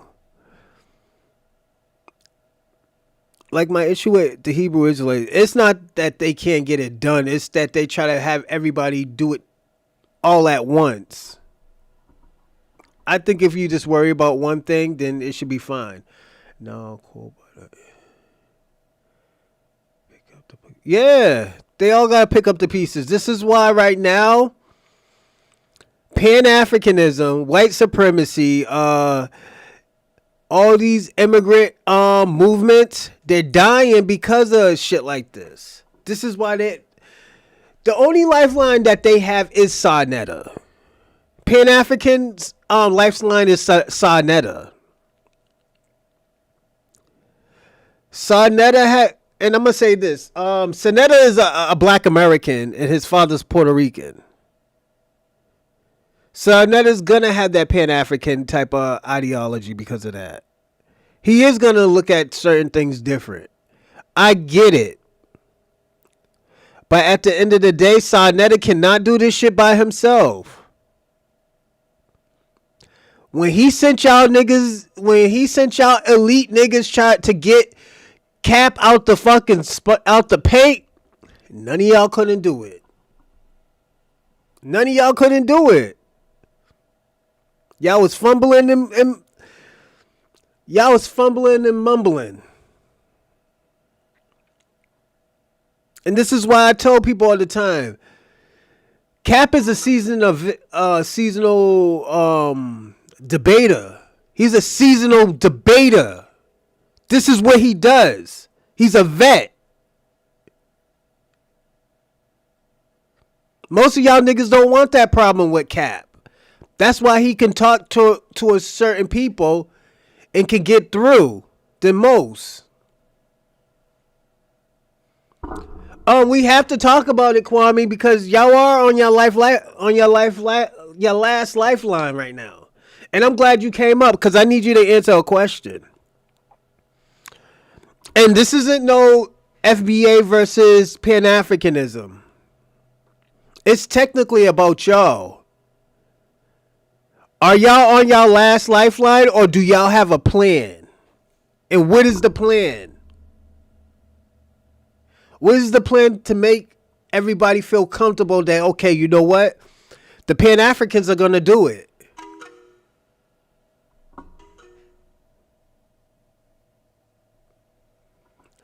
But Kwame, I'm asking you a question.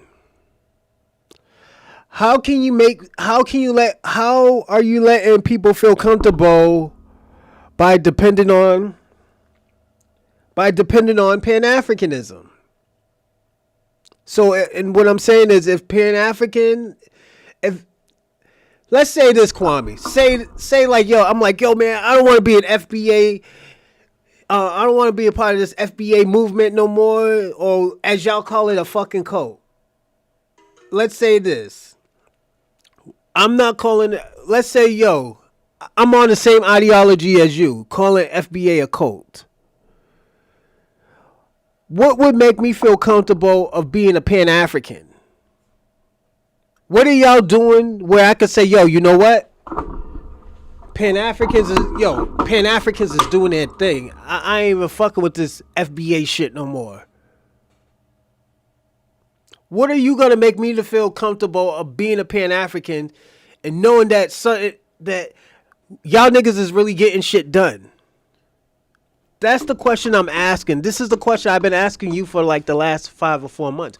What are y'all doing to make y'all feel, make Black Americans feel comfortable and safe in saying that, like, yo, these Pan-Africans know what they're talking about? You know?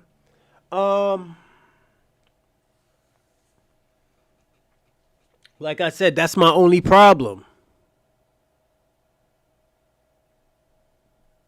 You know, and this is why Dr. Umar out here looking crazy. Listen to him. Sleep in the ice.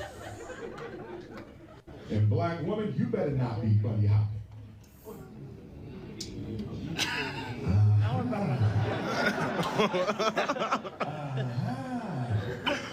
Now, it's interesting to be a person that's a liar, a scammer, and a user, and then get rewarded with international speaking visits where you're being charged or you're paying thousands of dollars or thousands of euros.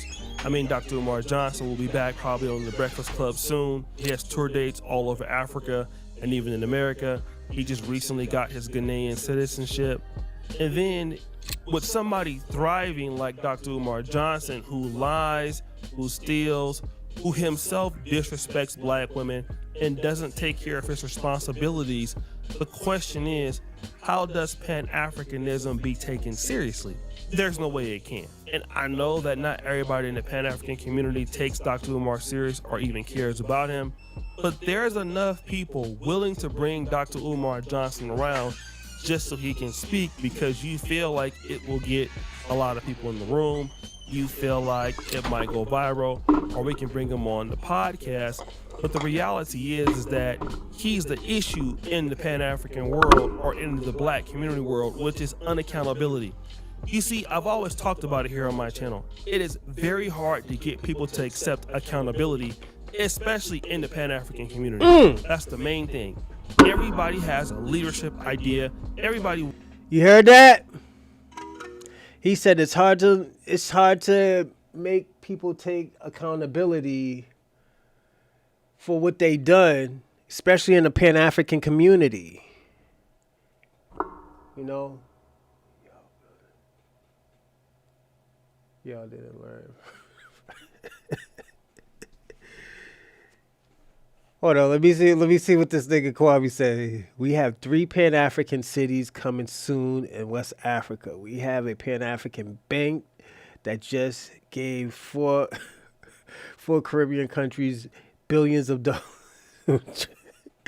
Kwame, Africa don't have that type of money, my nigga. I'm gonna be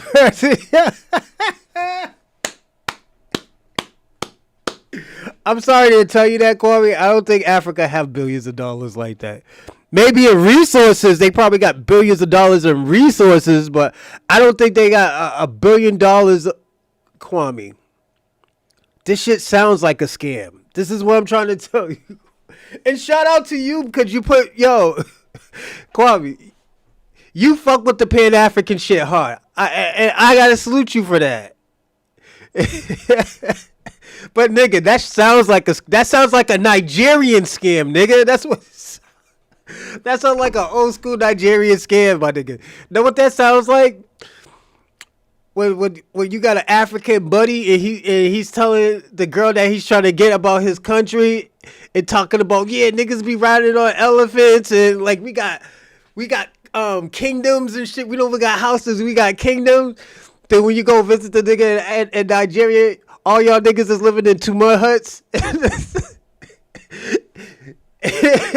And one of y'all niggas is sleeping right near that fucking goat.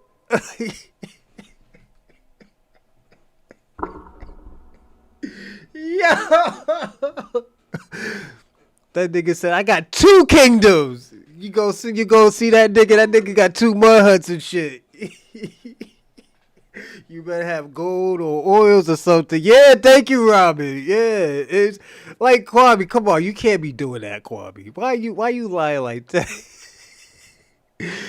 I. Okay, Kwame. Okay, let's say I do believe you about let's play hypotheticals. I know you like hypotheticals. Let's say that shit is true. Where are these places at in West Africa? I'm not being an asshole, Kwame. I'm sorry, I'm crying, but where are these places at in West Africa? What countries are these places at in Africa? I just want to know. Keys. Yo, Kwame, you making me look like I'm an asshole, man. Stop doing that too. Come on, stop it. It takes more than $30 to move.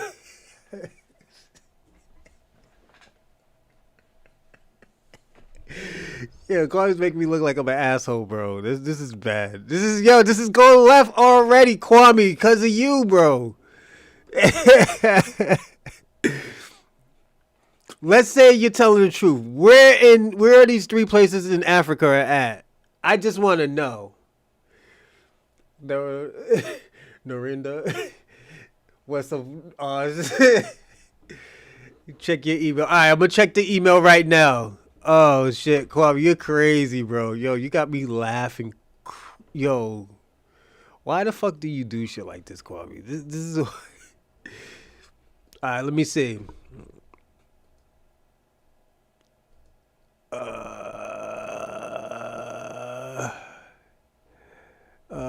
Breaking the historical state of arts. Barbados, Caribbeans, Pan-African. Nigga, this look like a scam. Give me a second, Kwame. Let me go through this real fast. Nigga, you just gave me a whole bunch of like everything.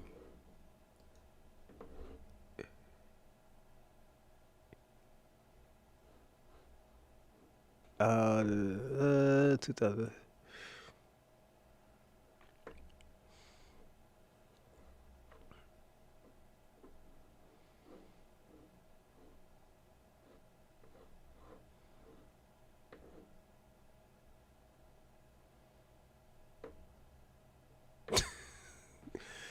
Kwame.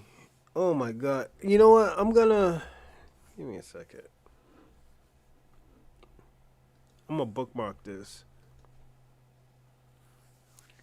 Alright,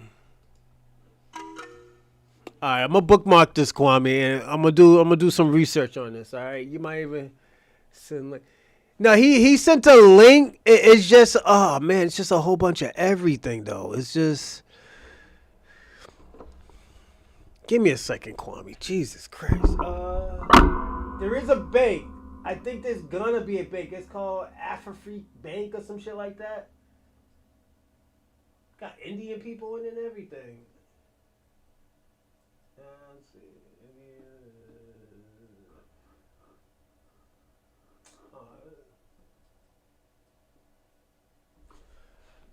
Nah, I'm definitely not fucking with this. Comic-Con, Kwame. All right, my nigga. If you want to trust this, I will say this, Kwame. Just hear me out, Kwame. Before you put your money in this fucking bank, my friend, let niggas lose their money first before you lose your money. All right? You know, I'm just being personally honest. You can't ever say I lied about the bank. We're not talking about the bank, Kwame. We're talking about where are the three countries. Yeah, where are the three countries? And these are all investors.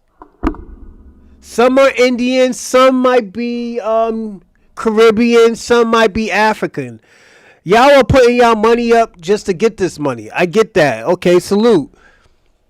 Because, hold on. Give me a second.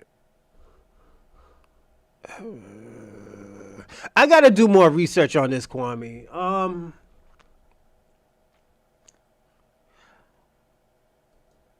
I don't want to say this, but I know it's gonna come out bad. I know it's gonna end badly. They just gave. I know this is gonna end badly because I'm gonna say this. We're gonna say you're right today.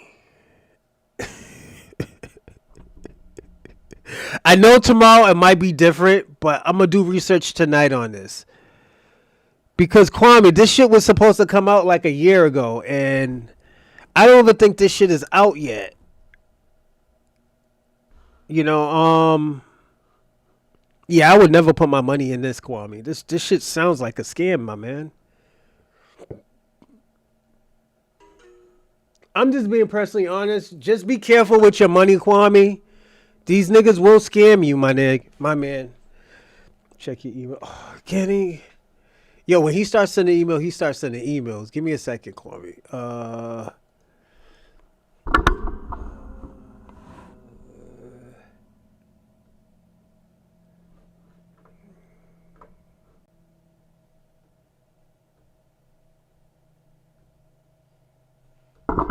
So this shit ain't even built yet, Kwame.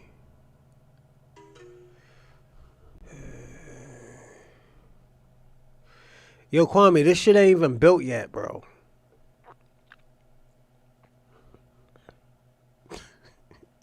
Kwame, this shit ain't even built yet, man.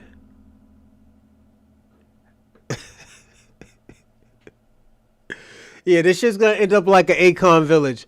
But salute, Kwame. You know, y'all niggas is trying to get some shit done. I will say that. You're trying to get some shit done. You know, but this shit sounds like a scam, my nigga. Don't put your money in this, Kwame.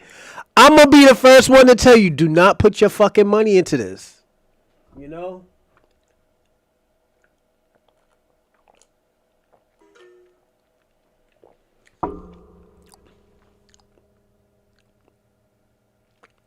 No, you say it's building. I'm telling you, don't put your money into this. They're going to ask for more money. Because what is it? How much would they say? Like 88 billion? I think it's going to be more. It might be more than that, Kwame. You're going to need more than 88 billion to build that country. You know? Like, I'm going to be personally honest. Akon couldn't even get the shit Akon City built in 1 year. I mean, he couldn't even get some of that stuff built in Senegal. Akon City. And that shit, he had $1 billion of credit. So I think 88 billion is not gonna be enough. And you gotta figure out who's giving the 88 billion. Who is these people who are going to be able to come on that land? Because that shit ain't just for Pan-Africans. You know that, right? So I might be living there, a white man, an Indian, a fucking Korean, you know? So I know that's not all for Pan-Africans because I didn't see no thing that says like, oh yeah, this is only for Pan-Africans, you know? But I fuck with it, man. If it works, it works.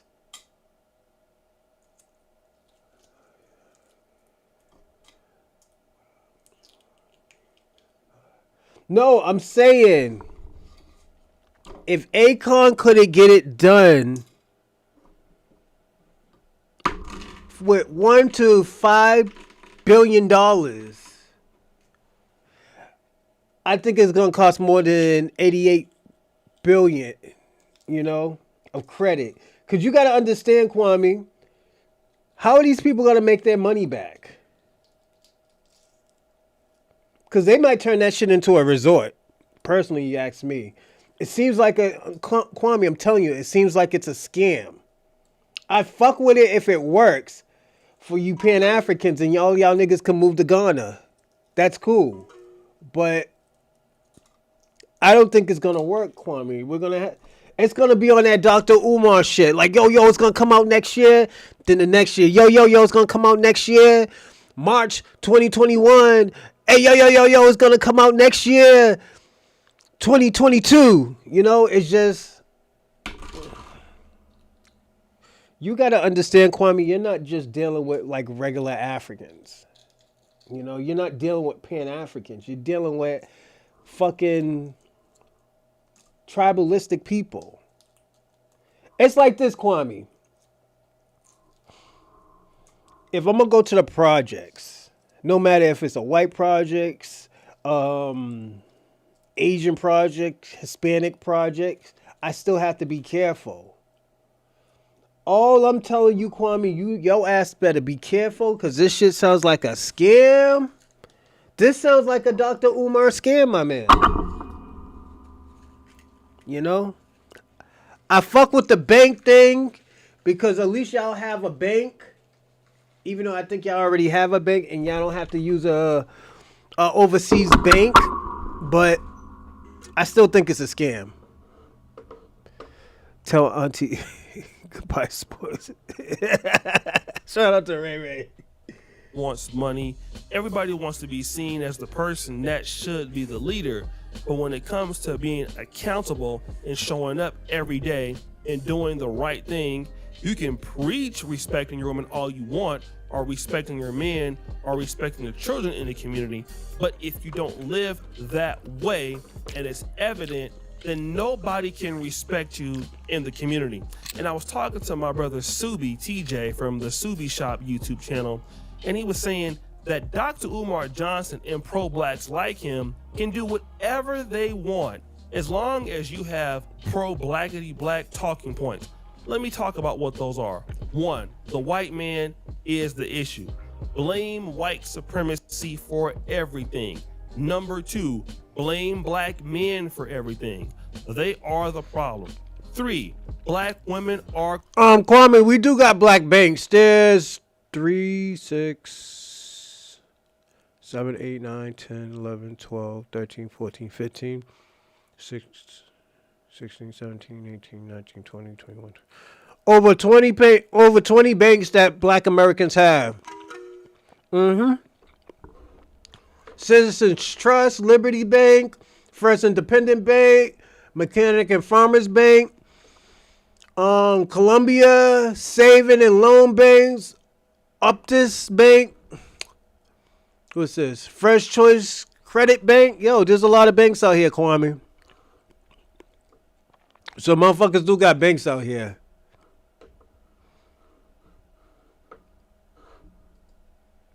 Queens and goddesses. 4, why are you black men not dealing with these black women? 5, give me all your money, Cash App or PayPal. 6, anything that makes the black community go, ooh, ah, boy, he preaching, boy, he spitting. Damn them is $5 words. I wish I knew that one. And as long as you keep that going, you can do whatever you want to do. But the reality is you will never get anything done. You see, other groups understand that holding their people accountable to a standard, whether it's the leader or followers, it brings results. It shows that you respect your community. But what Dr. Umar Johnson understands is, I don't respect my Shout out to community. Bomb's I don't Legacy. respect my responsibilities as a father. And those of you who castigate me for it, you're the problem, not me. After all, I did my job. I mean, I paid my child support, but you see, I don't have a problem telling you what you need to do with your kids. And then at the same time, you expect a person like this to go around and lecture other people when that person is not living the lifestyle that they're telling you to live. And this is why. No, Kwame, those are all black banks I just named. I'm not lying. Those are all black banks. You know? It's the line. It's the line. Yeah. Oh, he's online? Give me a second. Give me a second, everyone. I'm sorry.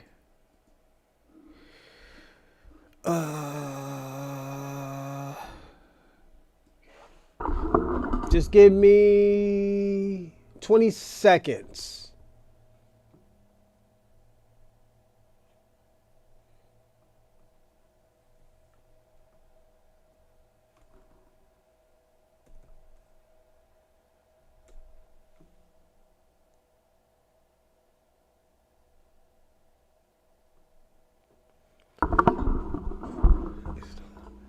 Study the line.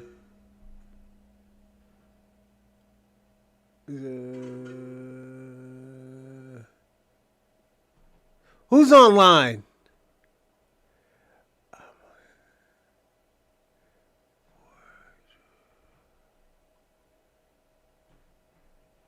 Yeah, it be like that, you know. Yeah, it be like that. Bum's legacy, you know. Yeah. Pro-blacks can't get taken seriously, or Pan-Africans can't get taken seriously, and a lot of times they're both in the same. The reality is this: I know so many people who are actually really for the black cause in Africa and in America, but they can't get no funding because they're not charismatic enough. See, we love charisma. We love people who talk a lot. But as they say in Uganda, they talk the talk, but they don't talk the walk. You see? You need to be able to talk your walk. That's how they say it here. And Umar Johnson just talks the talk. Being exposed from the federal government, being exposed from not building the school, being exposed by women he's dealt with, being exposed by his own daughter. And then you can get rewarded with citizenship to African country. You can get rewarded by speaking engagements. So why would he stop indulging in that behavior? He's not going to stop, and he shouldn't, according to him. He's gonna go along like ain't nothing happened. And that's the problem in the black world: unaccountability. We need to love our community enough to actually respect people in the community so that we're not misusing funds or misusing people's time or just lying or doing whatever the hell we feel like doing. Because see, with Dr. Umar, it's all about him. It's about his ego. See, we are here to serve him. We are here to serve what he needs us to do. That's our priority in life. We're not here to accomplish anything else, according to Dr. Umar. And once you elevate people like that in your community, you will get nothing. And I'm gonna say this on a limb, and some of y'all might disagree with me, but Dr. Umar Johnson is 30 times worse than white supremacists. You can see a white supremacist, I know that he don't like me. But Dr. Umar Johnson will go out there and talk blackety black and then take your money and all of your resources and do everything that the white supremacists would do, but do it 30 times worse. And in my actual situation, I would rather be closer or live by somebody that's a white supremacist before I ever come within 2 feet of Dr. Umar Johnson. He's an enemy to the state of Pan-Africanism, and he needs to be called out. So guys, what do you think? It's your boy LCD Jackson back at it again with another episode of Fair Use. I'm out.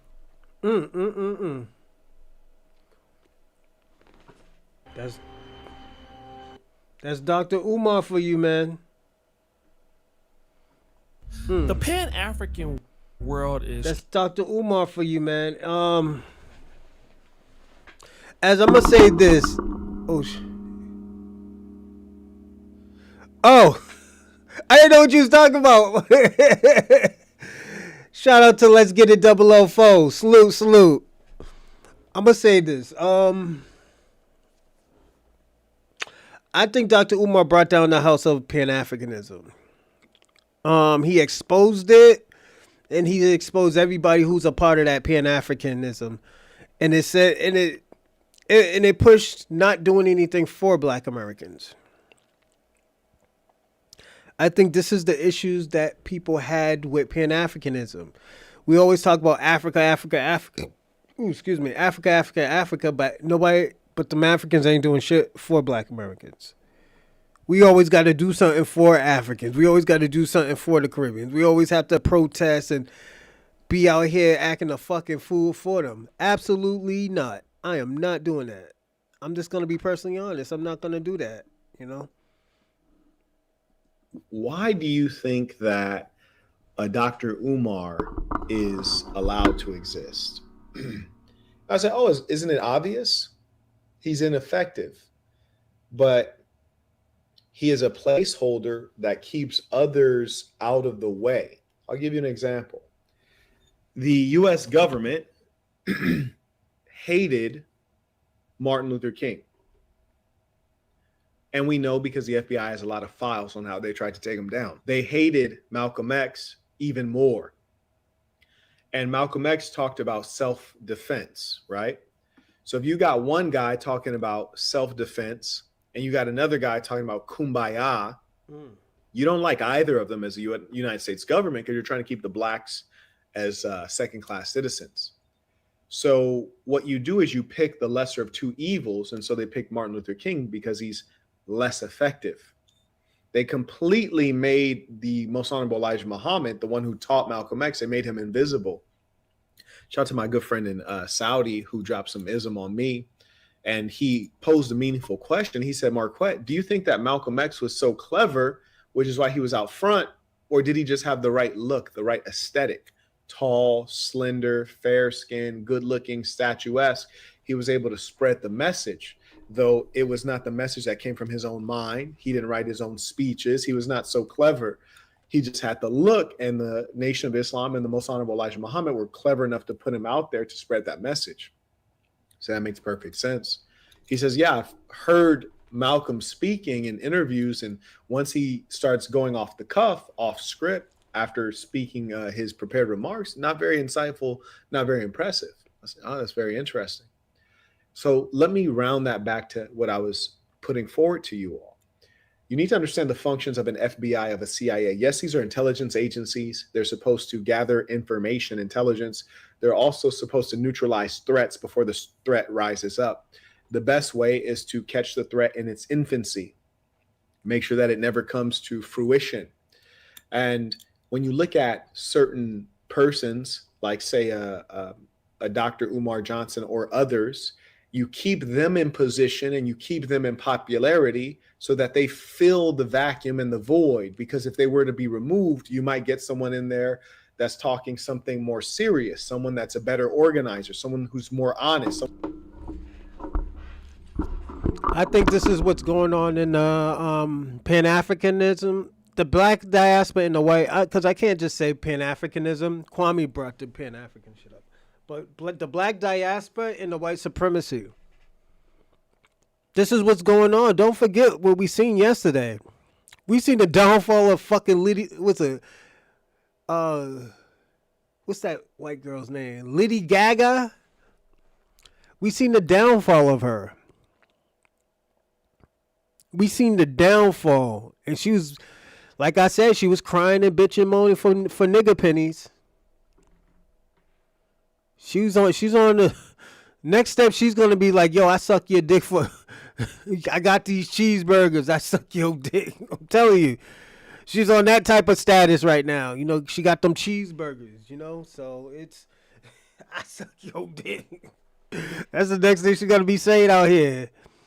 It's just, yo, she's down bad, man. These Pan-Africans are down bad. The immigrants is down bad. The white supremacists down bad. What's his name? Nick Fuentes is down bad. What's the dude's name? Paul Miller's down bad. Steve Crowder's down bad. Tucker Carlson's down bad. The only people who are up in the white supremacy's talking point is probably Brandon Tatum and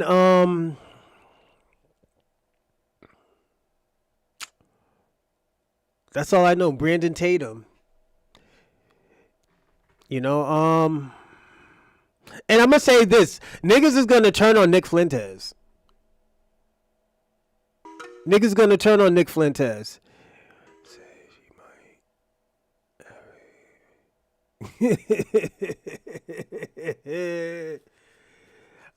Word of advice: just keep your kid black, man. I'm gonna be personally honest. Keep your kid black, man. But yeah, them niggas is down bad, man. They on their last leg, man. And the thing about it, the reason why we have a Kwame out here is because of the failure of Dr. Umar. But the thing about it, Kwame isn't the lifeline. Sarnet is the lifeline. Sarnet is the lifeline for Pan-Africanism, the Moors, for a lot of y'all shit. I'm just being personally honest. He's the lifeline. And put it this way, God forbid Sonetta say, yo, I don't want to do this anymore. This is all to y'all. Who's going to be the next Sonetta? Who's going to put down more work in the streets like Sonetta did?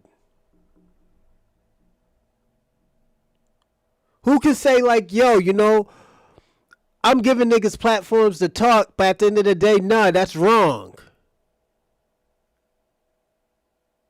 Because we got to look at what's been happening. A lot of these conscious people have been getting embarrassed by Black Americans or the Hebrew Israelites.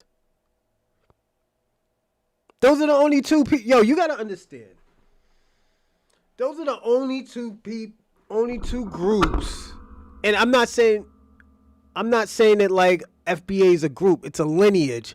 But I'm just talking about of podcasters, of debaters. The only two people who've been surviving is foundational Black Americans and the Hebrew Israelites. And I have to say that. Who's fucking with Cap? Who's actually really, who can really have an intellectual conversation with Tariq Nasheed? Who can have an actual good conversations with Marquette? I'm sorry, Marquette. Who can we say can have these conversations with these scholars?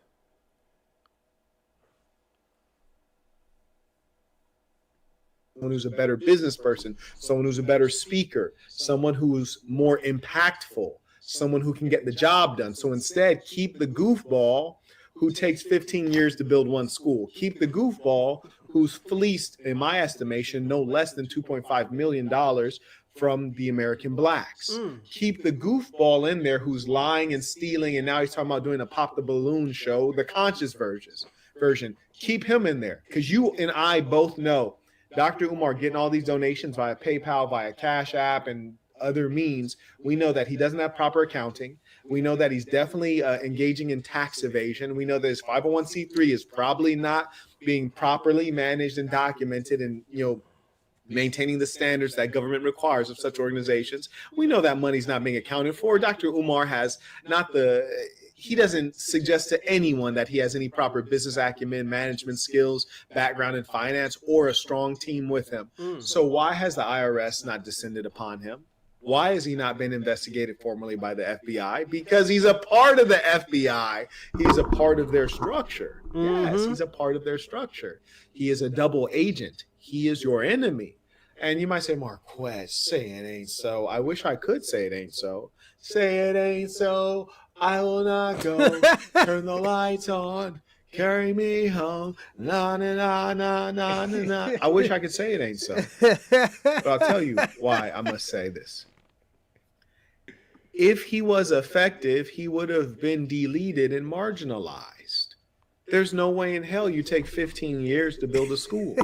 There's no way in hell people send you millions of dollars and then there's nothing to show and the government doesn't investigate you. This is something the government would investigate. Unless he's one of their guys. And what can I compare this to? This is like a Sammy the Bull Gravano kind of situation. Sammy the Bull was a part of the Italian mafia.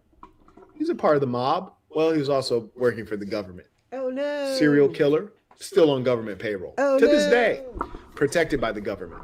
He's like a Whitey Bulger. You guys know Whitey Bulger. Yeah, Boston crime figure. He was going on, committing all these crimes, killing people. People trying to figure out, why is he not in jail? He's plugged in with the FBI. That's why. He's an inside man. Same thing with Dr. Umar. Ask yourself, how threatening is a school for black people? It's not threatening at all. There's no revolution there. There's no revolutionary ideology. And furthermore, he's not able to transcend the blacks. He has only appealed to the blacks, who are a minority, about 10% of the population, if we're being accurate. They want to claim 12%, 13%. That's not the case. If you want to count the actual immigrants that are here, and you count people who are actually black, you're looking at 10%. And within that 10%, if you slice up the data, you'll see that blacks have low educational attainment, high levels of poverty. These are an ineffective people. Any real revolutionary within the context of the United States and this melting pot You would have to have one who can transcend the color line. If they cannot transcend the color line, speak the Queen's English, have mass appeal and ideology, then they don't matter. So this guy is not a tool of revolution for the Black American. He is a tool of numbness. He is a tool of slumber. He is a tool of making them docile. He is a tool of making them think they're making progress when they're standing in the same place. How are you not standing in the same place when the brother been collecting donations for 15 years and ain't no school? You're standing in the same place. Come on now. So that's what they do. They put in a puppet. They do this with governments as well. They put in a puppet and they let. Yeah. See, here's the thing. Dr. Umar is no Elijah Muhammad. And a lot of you guys haven't heard the name of the most honorable Elijah Muhammad. And that's because he was so effective and he was so good at what he was doing. They had a paramilitary organization called the Fruit of Islam, which is to say the men who were trained and militant. What's Dr. Umar's military wing called? What are the men who follow Dr. Umar called? Dr. Umar is a great reputation for foundational Black America. He is not representation of educated Black Americans. Actually, Dr. Umar is part Cuban. Black King, if we really wanted to understand that. Dr. Umar is he's an Afro-Cuban. And I think Jamaican as well. Yeah. Thank you, Breeze Omega. So yeah, that's your people. So what are we talking about, Black King? I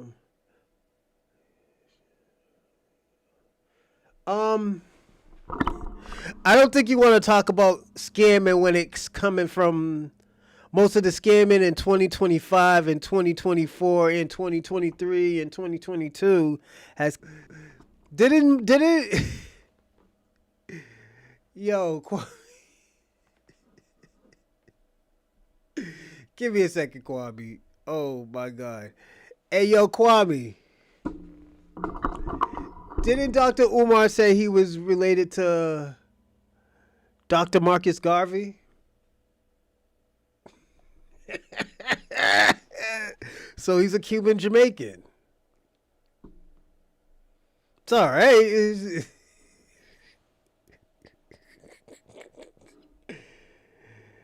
There aren't any. They're not organized. That's why he's not a threat. He's a jokester.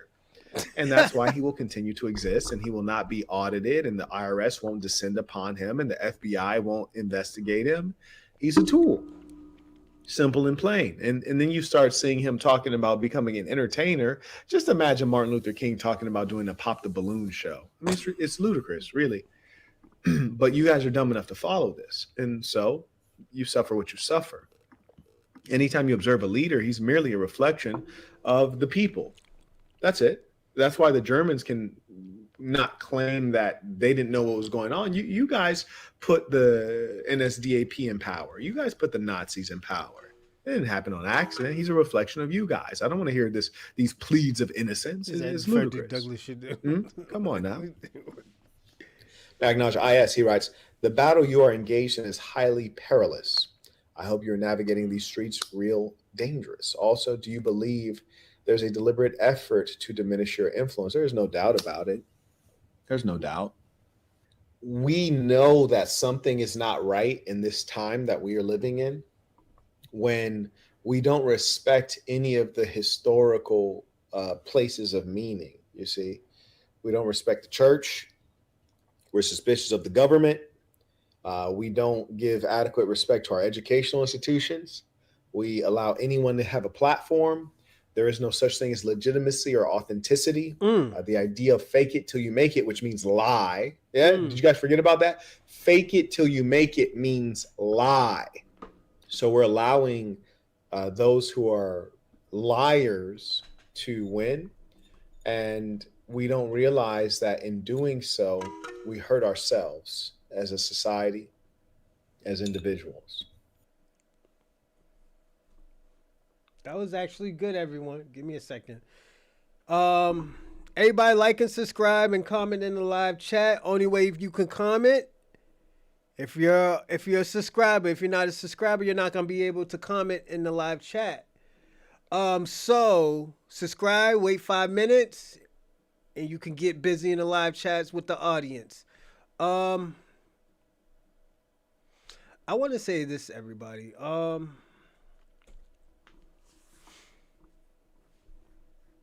Oh yeah, if you want to donate, you can donate to Super Chat, Cash App, and Venmo.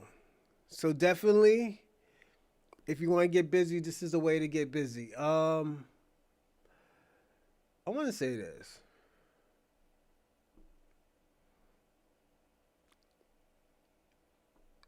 I gotta say this to Kwame. Kwame,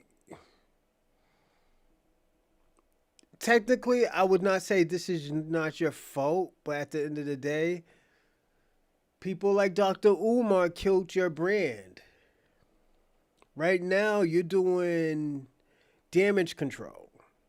Like, I get it. It's damage control. You know, it's a part of business. But this is what comes with it, Kwame.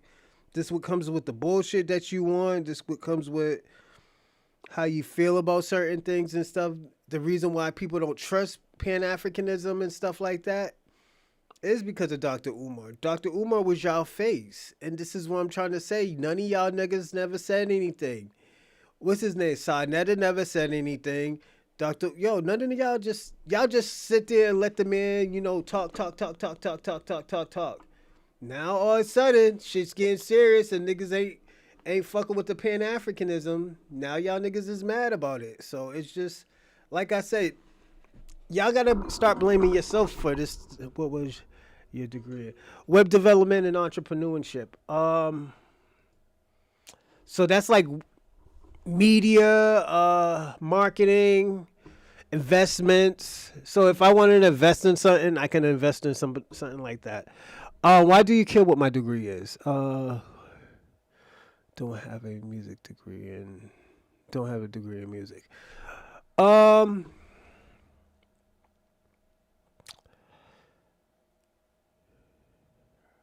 are let me tell you something. Black King, both of those people got bigger platforms than any other Pan-Africans that I know. Like, who else does people know about the Pan-African movement? Other than that, if you really fuck with media that much, you would know, like, we would know about people like you, Kwame, Shabaka, and a few other people. But at the end of the day, we don't, because y'all really didn't put feet to ground. Y'all have other shit going on, and there's nothing wrong with that. It's just, you have other shit that's going on that you don't really care about this shit. So I get it. Yeah, Dr. Umar is a tether. But like I said, man, y'all gotta blame yourself for this, man. And deprived economically by white supremacists, Black Americans have a collective warrior mindset that prepares them to fight back hard and sometimes sacrifice their lives to defend their dignity. Not just that. Black Americans value solidarity or mutual support among themselves, and this is why they started the Pan-Africanism movement as an avenue to reach out to other black people worldwide. What's going on, always Contrary fresh? to blacks in Africa and Caribbean, Black Americans don't hesitate to call out traitors in their communities or even excommunicate them. Contrary to blacks in Africa and Caribbean, Black Africans prefer to learn from their own kinds they trust, and they don't wait for white people's approval before they do things that are important to them. Unlike blacks in Africa and Caribbean, Black Americans, collectively, are not inclined to abandon or flee their ancestral land for better opportunities in life somewhere else. I personally have seen these things among Black Americans, so nobody can make me unsee what I saw. It is important blacks in Africa and Caribbean copy from Black Americans all the good things, or at least their revolutionary and solidarity mindset that enable them to deal with the barbarians and also thrive. Black Americans fight against barbarism or white supremacy would be over a long time ago if they lived or had their own country that is governed by their own kinds, like blacks in Africa and Caribbean have. Pan-Africanism was dead a long time ago when some black individuals in Africa and in the Caribbean joined it or practiced it with bad faith and different agenda. Black people outside the United States, especially in Africa and the Caribbean, have to do better and stop using Pan-Africanist for their personal benefits. Africa and the Caribbean have a lot to gain by copying. What's going on, Charlie Shaw? Salute, salute. Also known as foundational black Americans nowadays. Contrary to blacks. Yeah, Marquette does call himself an African American. You're right about that, Charlie Shaw.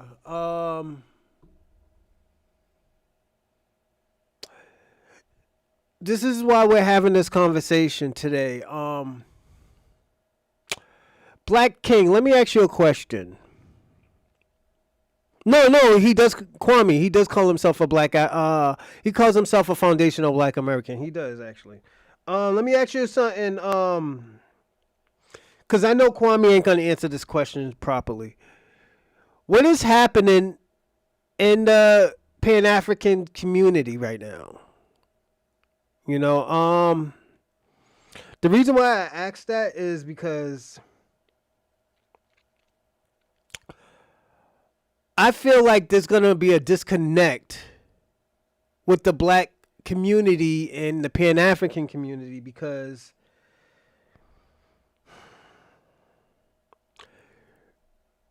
y'all are not adapting to the times. You know, you're not going to adapt to the times because, oh shit.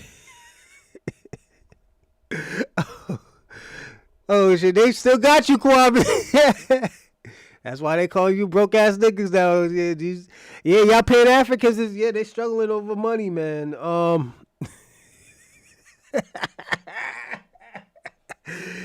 Oh shit, thanks, Carver. I totally forgot about that. But yeah, it's like y'all niggas are struggling out here. I remember when I was younger, there were a lot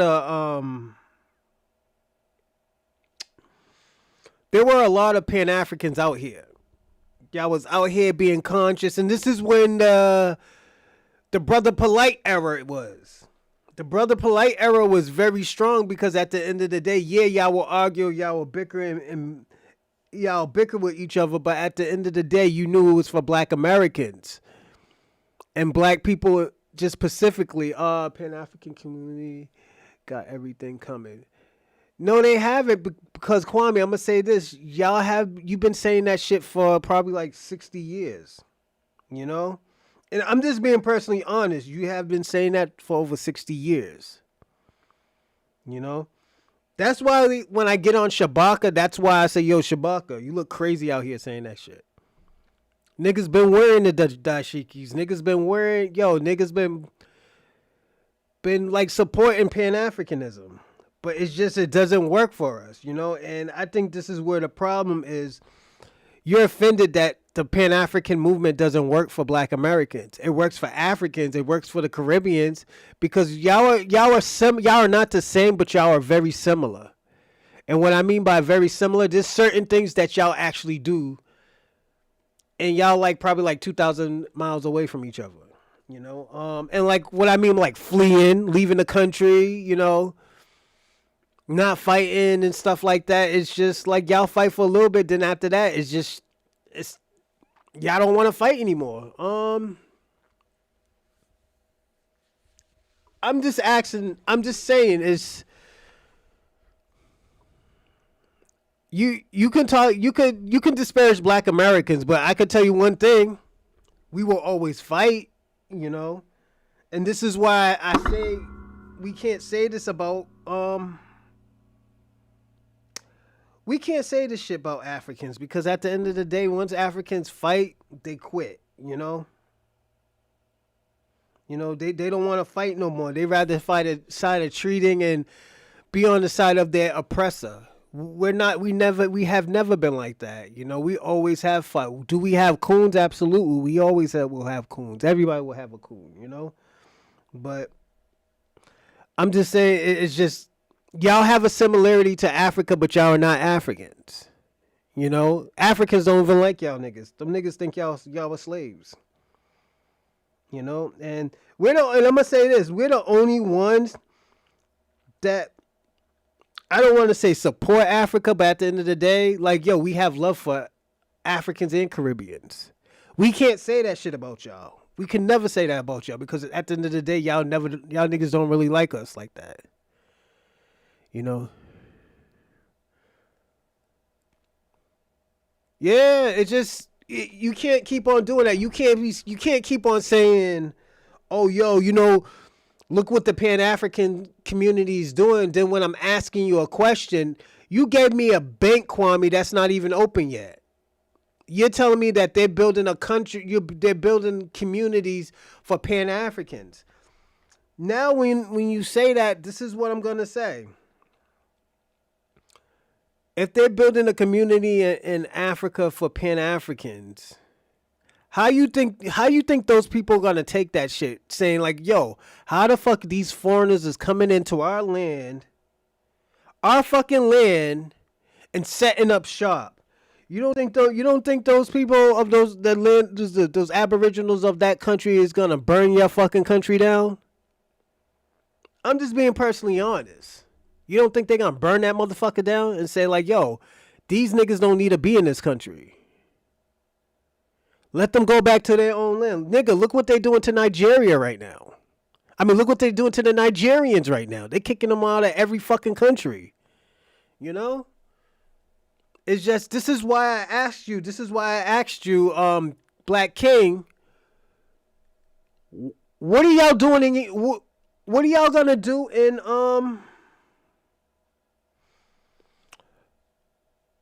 what are y'all building in Africa? What are y'all setting shop up in Africa? What are the jobs are gonna be coming from in Africa? You think niggas from the United States is gonna be picking shit out the mines, digging, looking for fucking gold and shit through the waters for the white man? Nigga, you lost your mind. You know? In Africa and the Caribbean, the collective mindset of Black American is about solidarity. Most importantly, their identity is built on resistance, not on submission. As the delineation movement of Black Americans has started, it will expose further the phony and fake Pan-Africanists who use Pan-Africanism to undermine their own kinds or do personal business. As the old saying goes, you don't have to open any door for the truth. It will always come out on its own whether the door is locked or unlocked.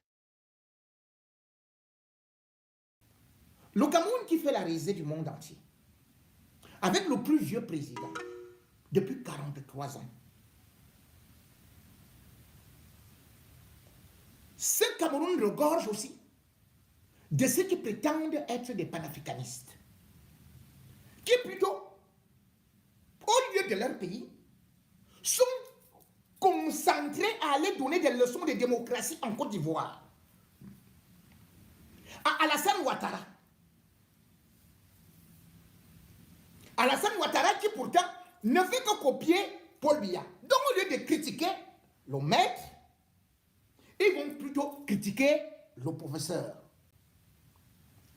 Ces panafricanistes que vous voyez souvent à travers des réseaux sociaux, et aussi Afrique Média, à travers des lives et consorts. Cameroon, which is a laughingstock around the world with the oldest president that has already ruled for 43 years, is also teeming with those who claim to be Pan-Africanists.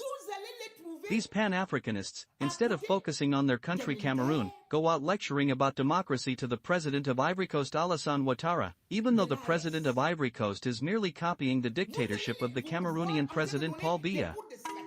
So, instead of criticizing the master, they criticize the professor. These Pan-Africanists, who you often see on live streams on social media and on Afrique Media, worry the Cameroonians and even people in other African countries. You will find these Pan-Africanists alongside the military rulers in the AES bloc, and you will see them giving strategy lessons to other countries. But, in their own country, where Paul Biya is, what are they doing? They prefer to attack the dictator Paul Biya's political opponents like Isat Kairoma. The latter has become a thorn in their side.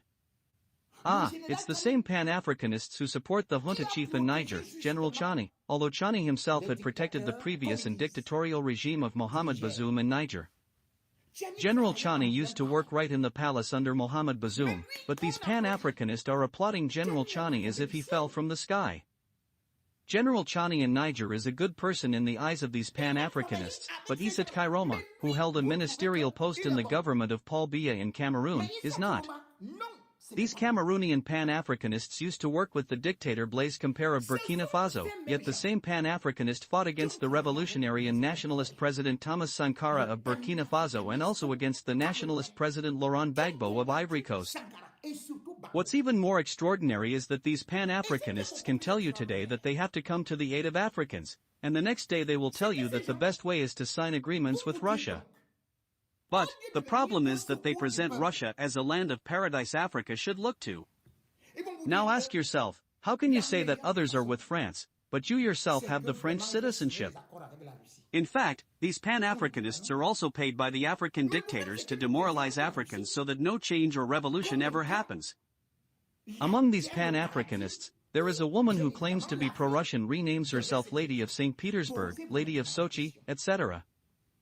How can I understand when I am told that these are Pan-Africanists or these are female Pan-Africanists? What is really going on? The female Pan-Africanist, who renames herself Lady of Sochi, once came back in Cameroon and then associated herself with the CEO of the CNPS, who happens to be the nephew of the dictator Paul Biya. This CEO bought Lady of Sochi a plane ticket and many other things that include a soccer ticket that allowed her to go see the European Cup finals. Lady of Sochi is one of these Cameroonian Pan-Africanists who often accuse people of being pro-French and talk about France. I seriously think there is a problem here. How can Lady of Sochi be a Pan-Africanist and yet she resides in Switzerland? Which country is doing wrong, and what country has been protecting the dictator Paul Biya like Switzerland does? Why hasn't Lady of Sochi been talking about or attacking Switzerland also? The dictator Paul Biya of Cameroon has been frequenting Switzerland since 1969. The late dictator General Abacha of Nigeria left his entire fortune in Switzerland. The late dictator Mobutu Seko of DR Congo looted his country on a large scale and stashed away billions of stolen dollars in Swiss banks. The dictator Paul Biya bought entire neighborhoods and many clinics throughout Switzerland. And when he had stayed in Switzerland for 4.5 years, he spent $188 million. Why don't Cameroonian Pan-Africanists criticize Switzerland, which granted citizenship to Paul Biya's wife, Chantal Biya, and his daughter, Brenda Biya? How did the female Pan-Africanist Lady of Sochi end up mingling with the nephew of Paul Biya? Cameroonian and African Pan-Africanists don't encourage their fellow Africans to rise up, because they also benefit from the African dictatorial regimes, at the expense of the majority of Africans. They defend their interests because they have cronies in tax havens. They are paid for it. Cameroonian and African Pan-Africanists are political businessmen and businesswomen. They don't care about their own countries and their own people's miseries. These pseudo-intellectuals and Pan-Africanists, who have triple citizenships, travel far and wide, tell us things that don't exist, have never ever been close to their people. They are always at the dining table or next to the feeder. Paul Biya achète des quartiers tout entiers, des cliniques en Suisse. Paul Biya est resté en Suisse pendant 4 ans et demi, dépensant 94 milliards. Pourquoi nos panafricanistes ne critiquent pas la Suisse, qui héberge Chantal Biya, Brenda Biya, qui a donné la nationalité à Biya? Comment se retrouve-t-il avec les neveux de Biya? Ils n'encouragent pas. Ils défendent leurs intérêts. Parce qu'ils sont des cons dans des paradis fiscaux. Ils sont payés pour ça. C'est des businessmen et businesswomen politiques. Ils ne se soucient pas des malheurs de leur propre pays.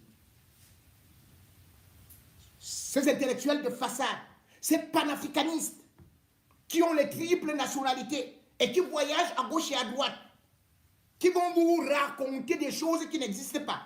n'ont jamais été à côté des peuples. Jamais. Ils sont toujours à côté de la mangeoire. This is Democracy Now!, democracynow.org. So everyone right there, what we just watched was that these people in Africa are not even together. They're not even together. And this is why I asked you, Kwame, what are you Pan-Africans doing for Black Americans? What are they doing for the Black community, the other communities? You talking about building a fucking country, you building a fucking community in fucking Africa, knowing if you're not a full-blood citizen, within 50 years they could take that shit from you. This is why I said you worry about Black Americans so much that your shit is all fucking raggedy. Your shit is raggedy. Look, like Kwame, let's personally be honest. You're from Jamaica. And what I said in the beginning, I was like, yo, most of y'all have a defeated mentality. Y'all have a defeated mindset. Y'all take pride in signing treaties. Thinking that, oh, yo, we got them out of our country. No, nigga, you just signed a deal to pay taxes to them. Now, the question is, why the fuck Black Americans want to be like a Jamaican that pays taxes to another white oppressor? Now, the question I'm going to ask you, Kwame, and I want you to think about it. Do you think you got Stockholm Syndrome?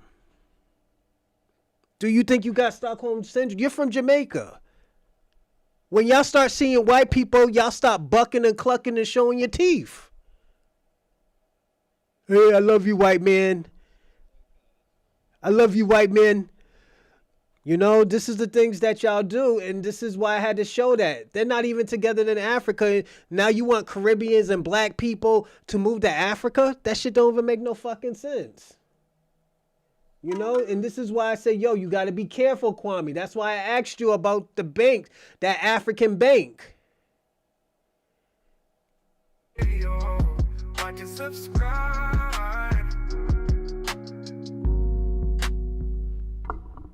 Let's get 8S. 8S, hop on in, 8S. What's going on, man? Well, I'm good, Mr. 8S. How are you? I'm good. I got a question to ask you. Go ahead. When are you going to stop blaming the white man and hold the Jew accountable? Which Jews? Which ones? The ones that have, have full control over our politics. The ones that... White ones? Sorry, I was talking to my auntie. You said what now? Family situation. You mean the white ones? There's a difference. What's the difference? What's the difference? To say that white Jews, I don't know about that. I don't know about that. Well, there's Black Jews. They're not running anything. There are Black Jews. What do you mean then? Jews. I'm talking about... Wait. What do you mean? What do you mean they're not Black Jews? You were right, Robin. I would say that.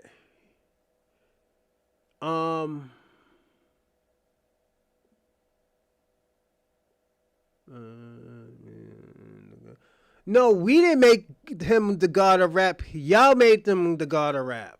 Y'all accepted that. Black Americans has said that Eminem couldn't be the king of hip hop because he's not a part of that community. He's a part of the rap community. Is he a great rap artist? Yes. Is he a great lyricist? Yes. Hip hop, and this is where I think we talked about it yesterday. If you remember, Kwame, let me know. I was talking about it with somebody who was from Detroit or Chicago, and I said, "Oh, URC, I'm sorry, or CRU." I told CRU, I was like, hip hop and rap is different. Hip hop has rules. Rap really doesn't have rules like that. No, they funded it. I would say that they have funded, yes. I will say that they have funded the genre, yeah. That's like me saying this. Reggae was funded by the Small Hats.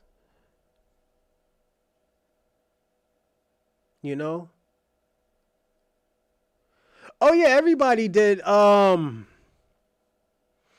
Not me, but everybody who wasn't part of like the urban community who really listened to hood music thought he was probably one of the greatest. I had a friend that loved Eminem. He fucking small black kid loved Eminem. You know, and I'm not saying. And the thing about it, I'm not gonna say Eminem's not good. Eminem is very witty. He knows how to write lyrics, but at the end of the day, he's not hip hop. He's rap. Just like Eazy-E. I wouldn't consider Eazy-E a part of hip hop. I do consider him a part of rap. Yes, absolutely. Cause that's a whole different genre whole different genre of music. You know? Of course, they're black Jews. I didn't say that there weren't. Okay. There's black Jews in Ethiopia for sure. Yeah. All over the place. In Israel, yeah. Mm-hmm. So when are you gonna start holding them accountable for? Should we blame them? Should we blame the Ethiopian Jews? There's somewhere. No. I'm talking about the ones that claim to be from Israel, but they're not. They're East Europeans. You seem to put them in the same class with the whites, and European, it's not the same thing. White. It's called white. White. Still not the same thing, dog. What's the difference? Remember I was telling you that, Robin? I was like, yeah, they're still white. The whites of this country are pretty much Italian, Irish, British, German. Pretty much. All right. Like if you're not a dumb guy, right? You don't consider yourself a stupid individual. That's not true. The same guys. What you just said was horse crap, sir. You got Hispanics who are in white supremacist organizations, sir. Nick Fuentes, Paul Miller. The ones I'm talking about are the ones that have full support of black folks all over the country. The same ones that have integrated themselves using the NAACP. Hello, Durkee. To use black men as a ploy to gain political dominance. Those are regular white supremacists. What their religious or ethnic backgrounds are inconsequential, sir. Robin, you like punk music? Have you ever listened to Bad Brains from DC and Black Flag? If they practice white supremacy, why are we breaking them up in religious and ethnic groups? And they're all benefiting from white supremacy. I don't think that's true. I don't think that's true, and I'm gonna tell you why. Second, hold on before we go there. Where are you from, Sec? Where's your family from? I'm from America. Where's your family from, sir? America. You're not foundational black American. No. All right, then. Wait. How many of us are, though? Not you. You immigrate. Your family immigrated from somewhere. Where did your family immigrate from? Where'd your family come from? They didn't immigrate anywhere. My family built the country. Where did your family immigrate from? I knew you listened to. I knew you listened to that. That's why I asked. You say you integrated to this country. You're gonna blame the white man for bringing you here when it was the Jews? I met the. I'm gonna say this. I met the. I'm sorry, everybody, to cut y'all off. I met the drum player in Vermont. I think he lives in Vermont. And he works a normal job actually too. Yeah. To finance. Still got his dreads and everything. Not the crazy my nigga. Family built the United States, sir, from the ground up, and the culture with it, sir. Where did your family immigrate from? Ireland and Jamaica. Right. So you think you have dominance over me because you think that you're brought here by a white man? So you're saying you're Jamaican? You're part Jamaican? Yeah. Really? Mm-hmm. What part of Jamaica? The leading song singer. He's. We talked before, right? Gone. No, never. First time. Because I heard something say that your mother's Irish and your dad is. Mm-hmm. Okay, got it. So you're biracial. Yeah, I'm mixed, half-breed, whatever you want to call it. Right, that's fine. But yeah, you're not a foundational black American. So you're I'm an American, dog. Yeah, no, you're not a foundational black American, sir. Your family immigrated here. You come from an immigrant background, and that's okay. So if you come from an immigrant background, you can't really come over here and start dictating the narrative because you're against. Oh, okay. So now that you say that, you talk about immigrants coming here dictating what goes on in this country. Right. How many so-called Jews, so-called with air quotes, Here we how go with many the of them Jew came over shit. here and dictated our country? Yeah, Dictated what goes on in this country. yeah, I don't care about religious backgrounds. It's not about religious. Look, whenever you ask somebody what Yeah, they we are, right? down. Yeah, we don't care about religious backgrounds. Yeah, because they all benefit. If people are classified as white, they benefit from white supremacy. So breaking them up in different religious groups is inconsequential. We don't really have to do that. That's kind of pointless. Right? No, because this is something I need to explain to you. When Or slow down. Somebody who come from places where their family fled, you can't really explain nothing to us, sir. I Both can explain a lot to you. no, you can. Both sides of Sure I can. both sides of your family failed and fled their homelands. They failed in Ireland and they This is why I ask people all the time these questions that I ask because, and I'm sorry, because it concerns me. What's very concerning is that you have people dictating. You got people dictating what black people, black Americans should do, and we check other people's resume. They're not doing the right thing as well either. So this is what's the crazy thing about it, you know. So yeah, it's kind of weird to hear it, you know. failed in Jamaica, sir. And you come from a failed lineage of people who made janky deals. Not true. Not true at all. My Not lineage, true at all. flee or make a janky deal. Foundational Black Americans are the only people that never legitimize white supremacists on paper. Never. Y'all did. I'm gonna even throw this in there. Black Americans is probably the only one that has really actually fought white supremacy. We fought white supremacy. We fought it physically. We fought it politically. They even had political warfares with us, and we still fought them. Even if we lost, we still fight them. We still don't. We don't give up. This is why we still have this war that goes on in America. This is why we're still talking about the same thing in America. The only difference is that there are there's new pieces, there's new players in this game now. The white supremacy is hiding behind Indian people, African people, Caribbean people, Latinos. You know, the Bible, religion. This is who these people are hiding under, you know? Hiding behind the Arabs. So, and this is why I say, you know, at the end of the day, when we had that show, do Black Americans have allies? It was no. A person feels like this. As long as these niggas ain't fucking with me, I'm good. Let them other niggas deal with that. You can't tell us shit. You Let me understand? ask you a legitimate question though. Good question, sir. It's a good question. When in your time and being in this country, just seeing everything that goes on, when have we ever seen a group of people tell white men what to do when they do it? The fuck are you talking Foundational Black Americans. No. Who? Come on, dog. It's for real.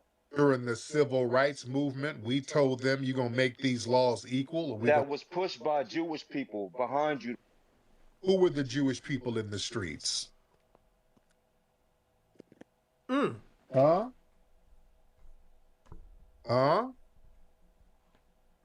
Which would we get a specific name? Who were the ones in the streets? I don't have a specific name for it. There you go. I can show you the foundation. Okay. Americans So in the streets, putting in work, being martyred, sacrificing their lives. That was a movement that we pushed, and we made the streets hot, sir. That's why those laws got passed. They got passed because the streets got hot, sir. And, dog. No, they did not. yeah, what you really? They did not get passed because of black men. or black Yeah, women. it It did. got passed because Jewish help behind the scenes. It wasn't because of what you wanted. I want to read you something. Okay, sir. I, This is jealous tether talk because you failed in your homeland. Y'all didn't get anything pushed. You had to flee because you failed to come over here to benefit off of our civil rights gains, sir. It was our family putting in work, getting those laws passed. Wasn't the Jewish community doing it? can I read you Can I something? read you something? Can I give Can I read you something? It's you some history? Because you can't say that it was Jewish people. There were some who were helping, but some of the reasons why we were being discriminated against were because of Jewish landlords. So yeah, there was a balance there. You can't ignore the balance. Yeah, there were some Jewish people who were helping Dr. King, but there were also the Jewish media at the time showing us as Sambos and showing us as degenerates. Yeah, there were some Jewish people who, there was one Jewish guy who went down to Mississippi and got Got unalive killed. because he was with some black people. But then you had Jewish people like Dan Burroughs, who was Jewish and he was a part of the damn Klan and the American Nazi Party. And they were instrumental in blowing up those girls in Alabama. So yeah, we don't give props to that. We got to look at the whole totality of it, sir. Can I read you one thing? What Can I read you one thing? This is from a book written by Israel Cohen in 1912. That's not real. So I don't think you're getting it, Robin. From a system mindset, it's all the same. Because a person has a different religion doesn't make them not white. You know, they're still white, you know. That's like me saying this. For example, that's like me saying,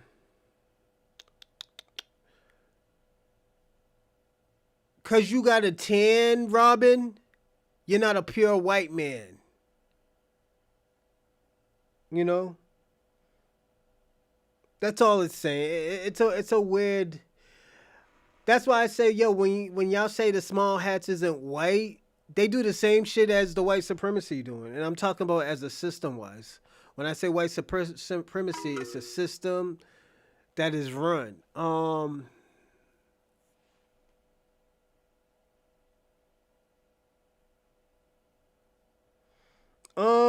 Yeah, because it's a religion. It's a religion. It's not a law, it's a religion, you know. They follow that religion, you know. Those are followers. That's, you know, that's a part of their joint, you know. But yeah, it's a Tariq Nasheed, I understand what he's saying. Y'all still go by the same system as a white racist, you know. So that's how you got to look at it. Again, Sir, that's a. This is real, dog. You can look it up yourself, because I Bro, looked it up myself. this is BS, man. Dog, like you say people from Ireland, And they got bigger issues going on over there in Ireland right now. Right now. I'm from here. No, you're not. I You was just said your born people here. from Ireland and Jamaica, correct? My people is from there, yeah, but I'm from When here. did your people immigrate from Jamaica? My dad came over here in the 80s. Okay, so in 1965, black folks, after they got civil rights, they went to the United States government and told them, your immigration policies are racist and they're too discriminatory against melanated immigrants. So they opened it up so people like your father could come over here under our protection Kwamisha. because unlike y'all, we don't answer to the British Crown. We are the only group in the world who rose up from slavery to become equal citizens under the Constitution in America. So y'all didn't have nothing going on over. That's why your dad left. And if you were talking about the Irish side of your family, they were so goddamn defeated and demoralized by the British. The British had them growing wheat that they couldn't eat. That's why they turned to the potato. Imagine that, growing a For bunch sure, of in the food potato that you couldn't famine. eat. Yeah, Is that a lie or is that true? So that's where you come from. that's true. You come from No, that's cowards true. That's and true. defeated people. That's where you No. come from. That's your lineage. That's who you are. That's not an So insult. That's a fact. I'm a coward, but you stay blaming a white I guy for didn't blame something that some anybody. I just Jewish told you where you cocksucker came did from. to you. No, I just told you where we come from. We come from people who fought against the United States government. See, the only reason why they caved under the civil rights movement is because black folks had two options, right? There was the enemy's necessary option, or there was the peaceful option, right? So for them, they say, you know what? We can't. It only takes 3% of a population to overthrow the government. They know this. They ran the numbers and said, you know what? If these people riot, we don't have an infrastructure to fight this. So we got to give them what they want. That's what they did. That's leverage through power, not fear, not being cowards. They understood, damn, if we don't do this, we may lose it all. That's why they did it. So this whole Jewish notion helped us is BS. That's not what You're happened. brainwashed. You're No, I'm brainwashed. speaking You're facts. brainwashed by Watch Jews, this. Watch bro. this real You're quick. brainwashed. You're What's the brainwashed by the number of law buzz. enforcement to a citizen? What's the number? The number of law enforcement It's to 1 to every citizens. 5,000. They know these numbers. Okay. It doesn't take that much to break this infrastructure. And you gotta think about it, right? We're not talking about people who not from this land. We are from here. We know this land like the back of our hands. It would be really hard to stop people if they want to tear up their own country, which is why they panic every time we rise up. And you notice they always cave to what we want because A is justice, and then B, they don't want to have to lose that fight.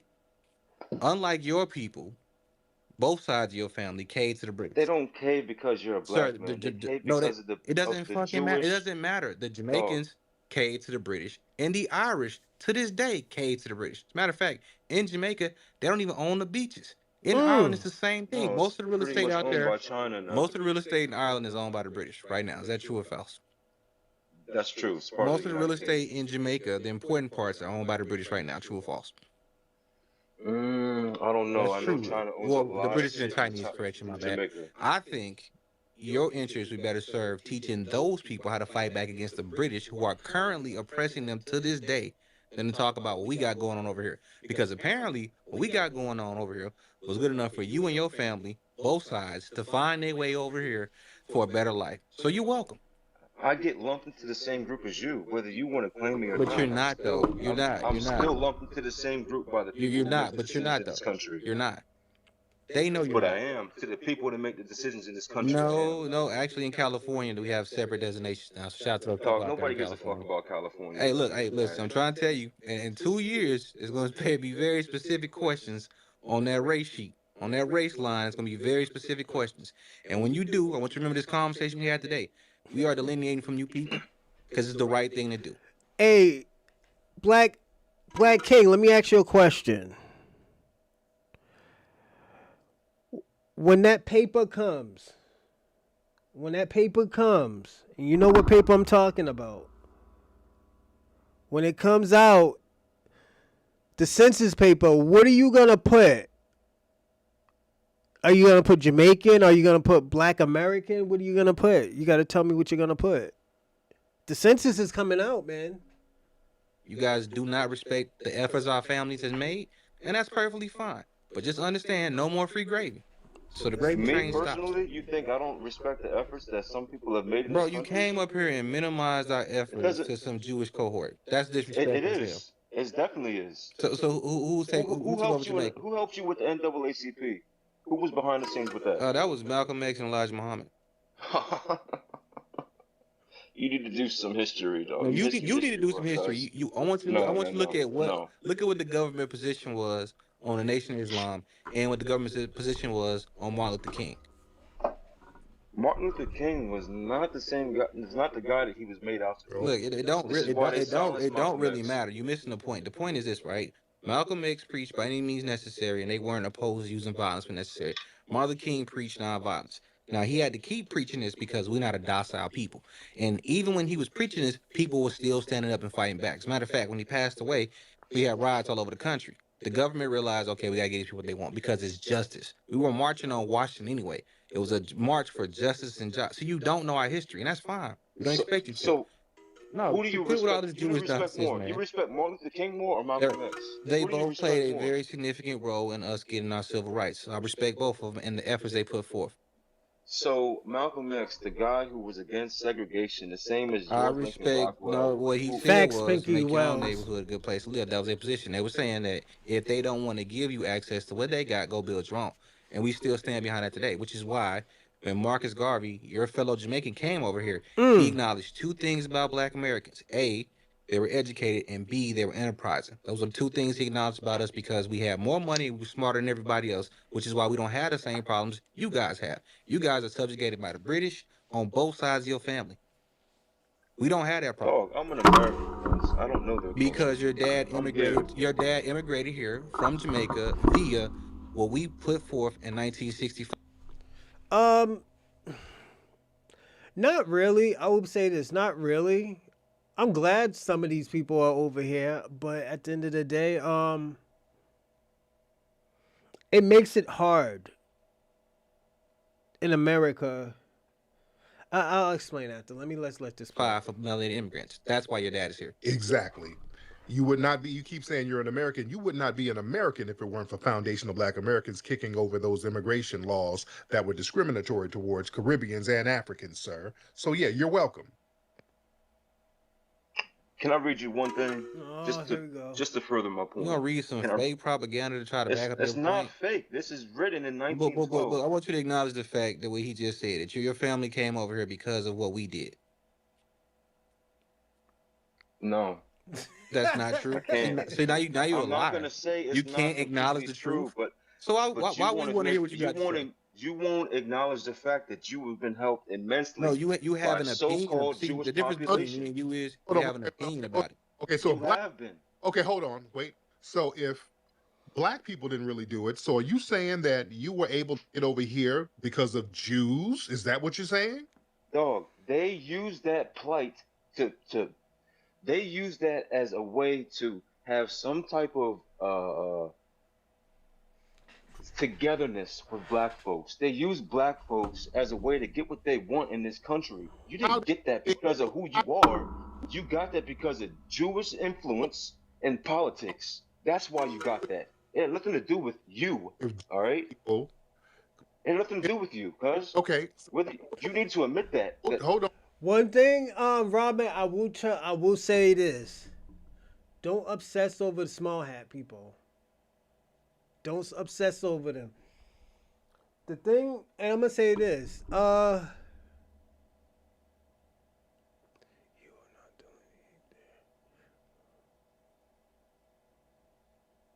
no, we're delineating. Absolutely not. We're delineating. That's one thing I'm gonna say. We are delineating. You know. I got no. Let me tell you something. I have sympathy for a lot of y'all, but we need to delineate, nigga. I'm tired of y'all passing off this blame on Black Americans and shit, and y'all the motherfuckers out here doing all this crime and stuff. I'm trying not to. And be. No, you could be a good person, but I'm gonna say this.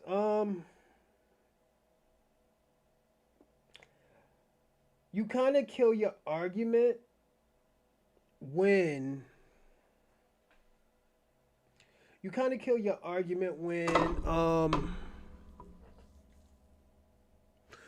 you fetishize about them, when you become obsessed with them.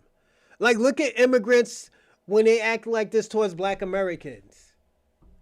Look how they always have to try to trigger us and say, "Oh yeah, we're what's the word? Pinky.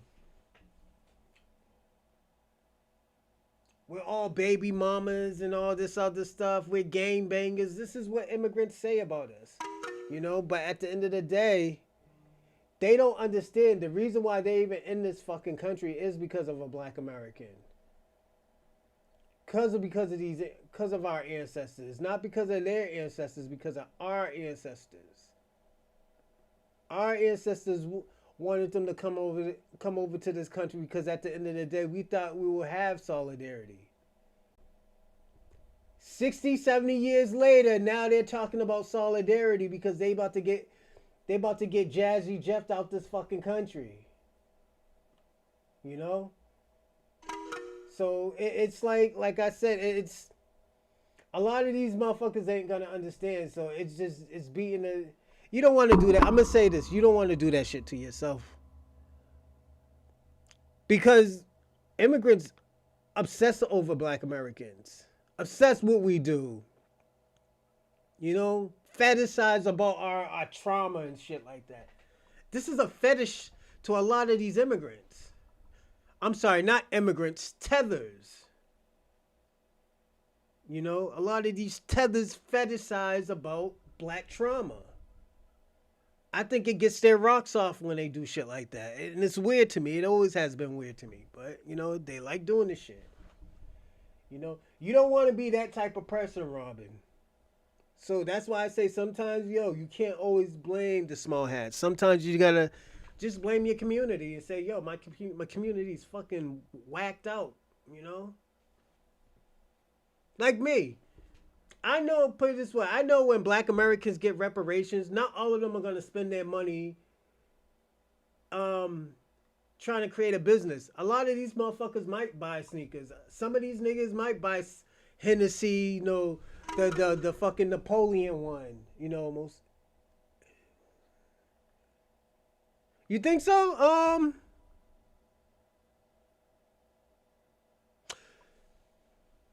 How about this? I will say this, because I have been saying this a lot. Two things can be right at the same time. And the reason why I'm going to say two can be right at the same time is I have met a lot of immigrants that do support reparation and do say just follow what Black Americans are doing. So that's why I said some can be right at the same time, but you are right. A lot are tethers. Jewish influence has been a major part in why you have that. rights that you That's have in simply this not country. true, man. That's simply not true. Okay. Hold on 1 second, Dan. Hold on. Now, if you're saying that the civil rights gains were because of the Jewish community, and we all know that the immigration laws were because of the civil rights gains, so are you saying that Jews helped you get here or your family get here? In a way, yes. So in a way, yes. Why are you complaining about Jews then? Because I see the shit that they do. If you look at the things that they believe in as far as their religion, you don't Jew. You're a Gentile. Don't you see that? But they don't respect you. But you benefited from Jews, so according to you. They use that as a way to gain access to our military, to our politics. That you benefited from Jews when you get here because of this. You won't admit that you have benefited from it. That's where the line is drawn right here. You won't admit to it, and because it ain't true. Which I don't see how it is true. Because my family's been here before they were here. I ain't saying that because it's not true. My family put in work and got everything popping. My family created the culture, foundational. Dog.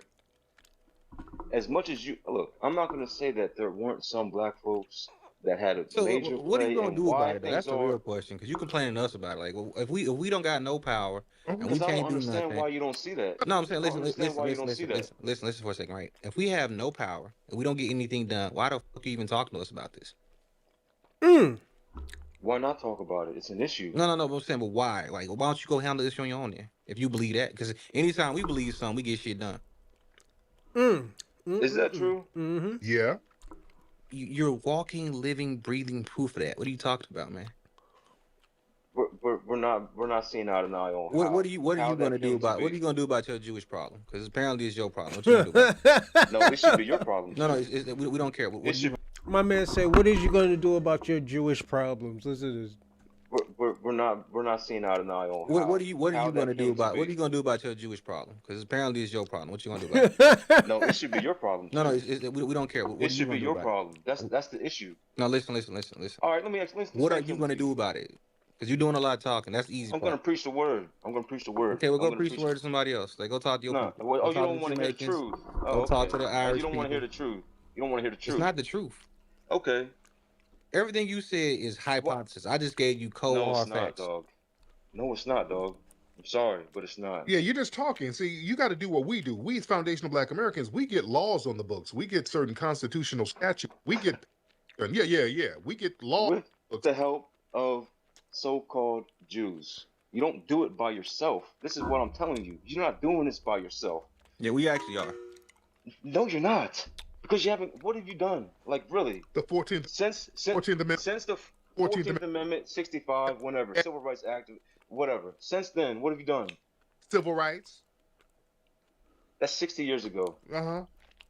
And you still benefiting from it today. Yeah. And are we? And now. Are we really though? And hold on, now we're getting delineation laws passed. We're getting delineation on the books, especially out here in California. And now we did that in the last couple of weeks. That was a black grassroots effort. We're getting delineation on the books. So yeah, we get laws put on the books. We get statutes put on the books. You just run around fleeing all over the damn place, sir. You don't. No, I'm not fleeing from anything. If I was Now, fleeing, I you wouldn't be come up from a here long talking to line you of about fleers, my this. brother. Listen. The Irish during the potato famine, they all ran to America instead of eating the wheat that they were growing for the British. How does that sound? Even in New York So right you're now, we you're got telling me people on the that ground. Listen, brother, there are people on the ground in New York right now. Shout out to Sister Brooke and the U.S. Freedmen Project. They on the ground right now, stomping for reparations. Right? They're actually going up to these places and they're talking to these people. They're getting a constitutionally sound bill pushed through right now as we speak. And you know what you're doing? You and your Irish Jamaican you'll ancestry, never you're get here crying reparations to in us this about country, Jews. cuz you'll never get Oh, for sure. reparations in this country. They said we never get civil rights too. Right? They said You'll we'll never be. never get. Yeah, If you didn't get reparations with Joe Biden, you're not gonna get reparations down the line. Like, don't you Joe see Biden was a that, Klansman. What are you talking about? dog? Hey, I'm glad you said that because that's true. But a lot of people don't realize that. So why the hell would you expect the Klansmen to give us reparations? We didn't expect that. See what I'm saying? Like y'all Dog, don't know that's what not y'all need to true. be That's talking. not true at all. That's all people talked about for about 4 years was the reparations, and they never came. And eight, understand this. We're not even tripping on a political party. We're going to get reparations through law. We're going the legal route. We don't give a damn who. That's why when people say, well, y'all ain't, the Democrats ain't going to give it. No, man, it ain't about a political party. It's about law. We're going through the law route. That's how we're going to get it. So And no matter. who runs the majority of the law in this country? What do you mean? Who runs the majority of the law? Who makes the decisions as far as laws in this country? All of us, sir. A lot of people that end with a last name of a noun and sting and berg. Okay. Bro, what is your issue with them, man? Like, why are you coming to people? Let me straight. So your logic is I do research on what these fuckers this is believe the in. reason why your people are so terrible, right? No. So in your mind, you come to a people that don't get anything done to complain about something you want done. How does that make sense? I mean, to y'all, you get things done. No, how does that make According no? to I'm y'all, talking about for your interest. How does that make sense? because why not? No. Tell How somebody does the that make truth? sense? Why not tell people the truth instead of always blaming some cracker Who for did we why blame? things the way they are? When you need to be blaming people who call themselves so-called Jews, dog. That's what I'm saying. Who did we blame? You all the time up here blaming white folks. White folks, they're not the same as these so-called Jews. What did we? Don't forget to like and subscribe and comment in the live chat. And the only way you can comment in the live chat if you're a subscriber. You can subscribe now and wait 5 minutes and jump on here, and you can start getting busy with Pinky Wells, Robin, Good for Leo? Who else? Kwame, Black King, all of y'all. Let me see if I can name a few more. Black King. Fresh Always. Let's get it 004. You could start vibing with them. But also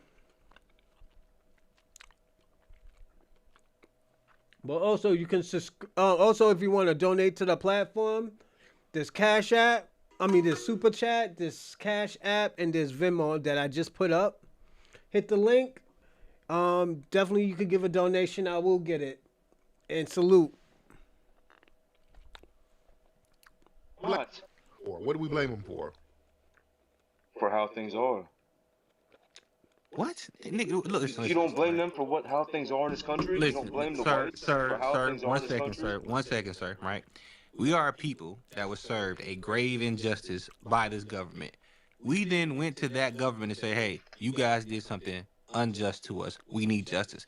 That government was reluctant, but eventually they caved.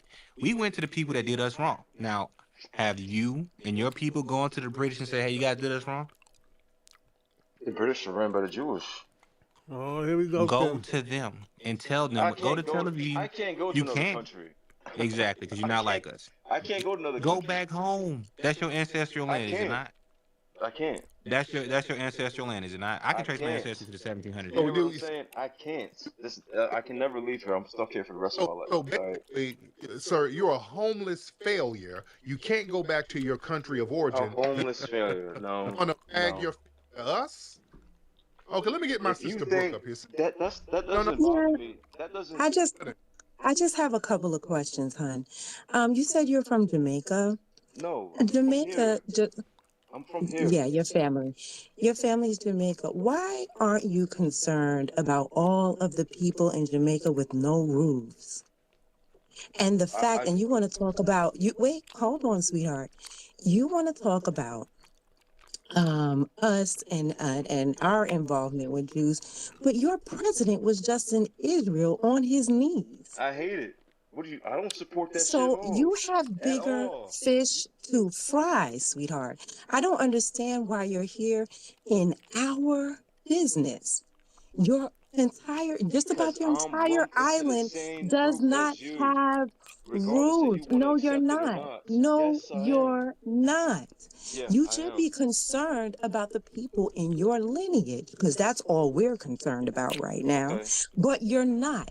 You're over here talking to us. Why are your people stealing from each other when you guys are sending barrels back home to your family members? How come Buju Banton can't even send over a stove? What's happening over there?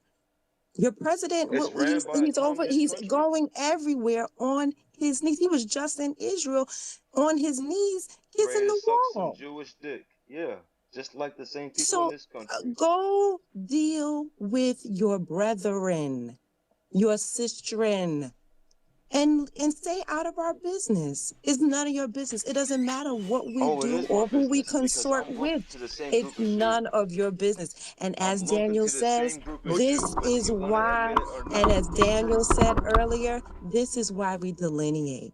Right. Please send those emails, people, so we can delineate from people like this. This is why we're fighting for our constitutionally sound reparations bill, and You we are fighting guys for follow our behind delineation Jews. bill. So, family, as you hear this nonsense, please let this motivate you to send emails to our legislators, because this is exactly why we're doing what we're doing, because they are so involved in our business here in New York that they can't even see their nose to spite their face.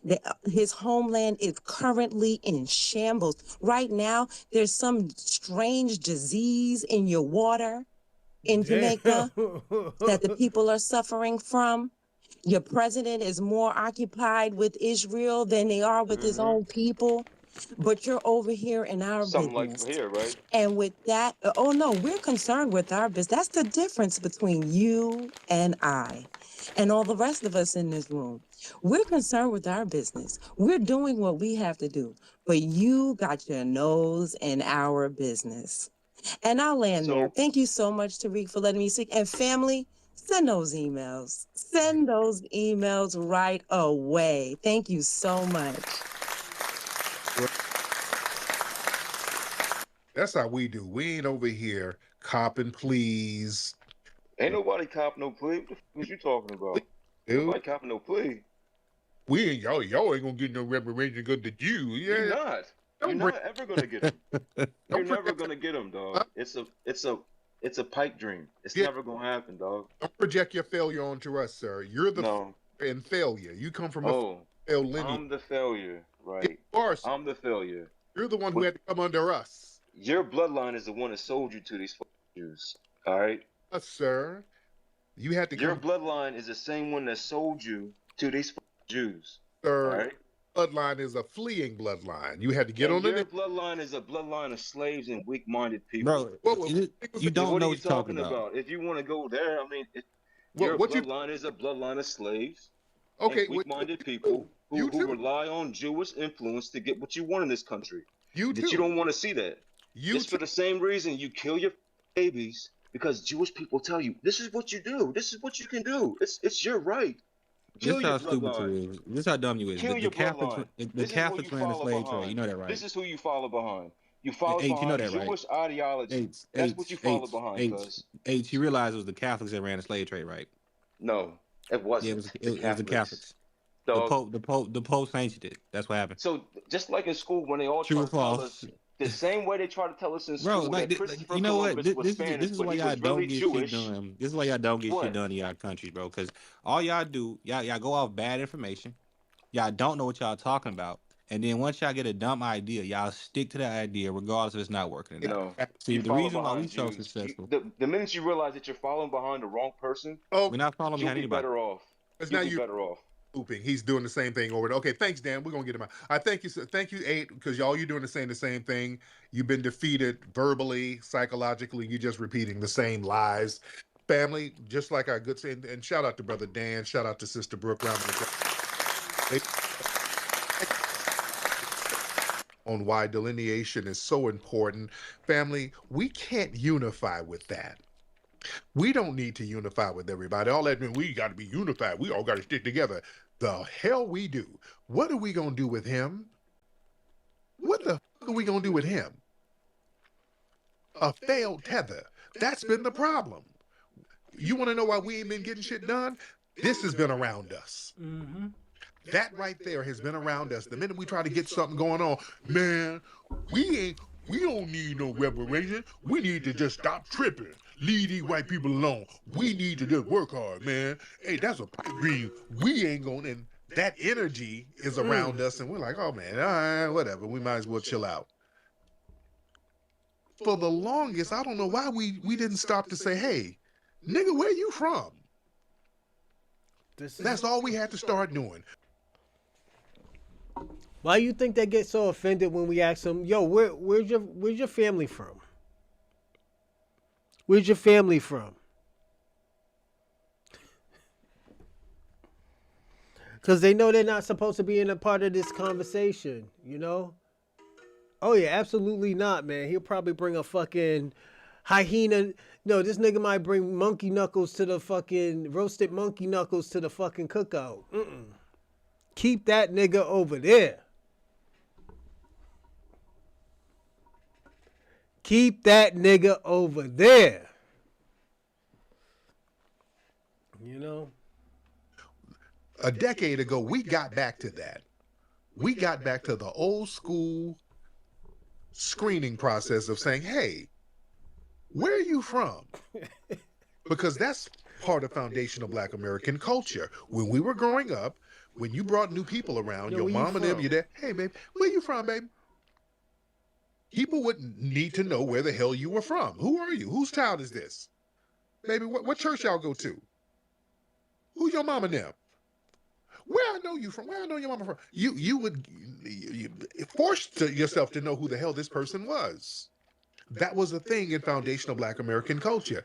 For some reason, getting into like the 90s, I think, we started losing that. In the 90s, we stopped checking everybody's paperwork. We got on some, we all Black, global, everybody Black, we don't need to ask questions. Everybody's just everybody. We got on that shit in the 90s.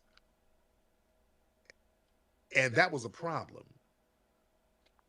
And we didn't get a lot of shit done that we needed to get done.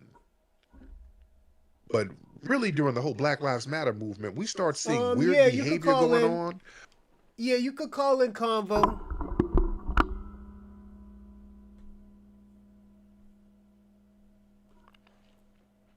Is it this one? This one. Yeah, convo, you could call in.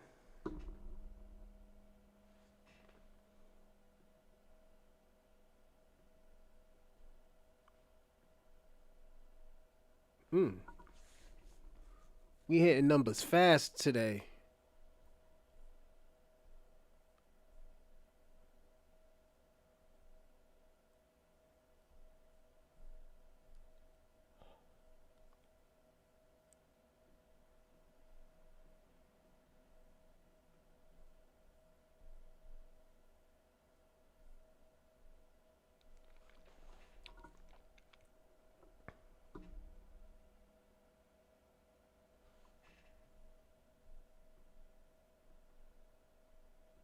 We start talking about stomping for justice and getting compensatory justice and getting justice for the people who were harmed, and then somebody pop up, yes, and Black trans lives matter too, and Black immigrants matter. Huh?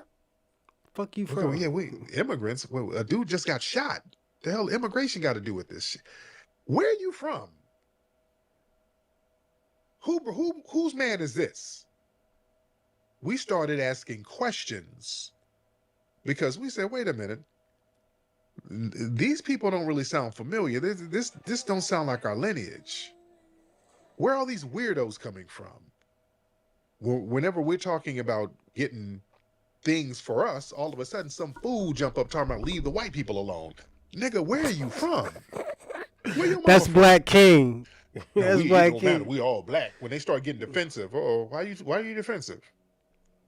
Because when somebody asks where you from, you're not supposed to get defensive. That's you, Black King. Somebody Leave the says white where you people from? Oh, yeah, I'm from Main Street. My mom goes to Ebenezer Church. That's not a question that you're supposed to be offended. Hey, yo, Robert, I'm going to tell you a story. There was this guy, you probably know, St. Michael's. Niggas was clowning the shit out of him.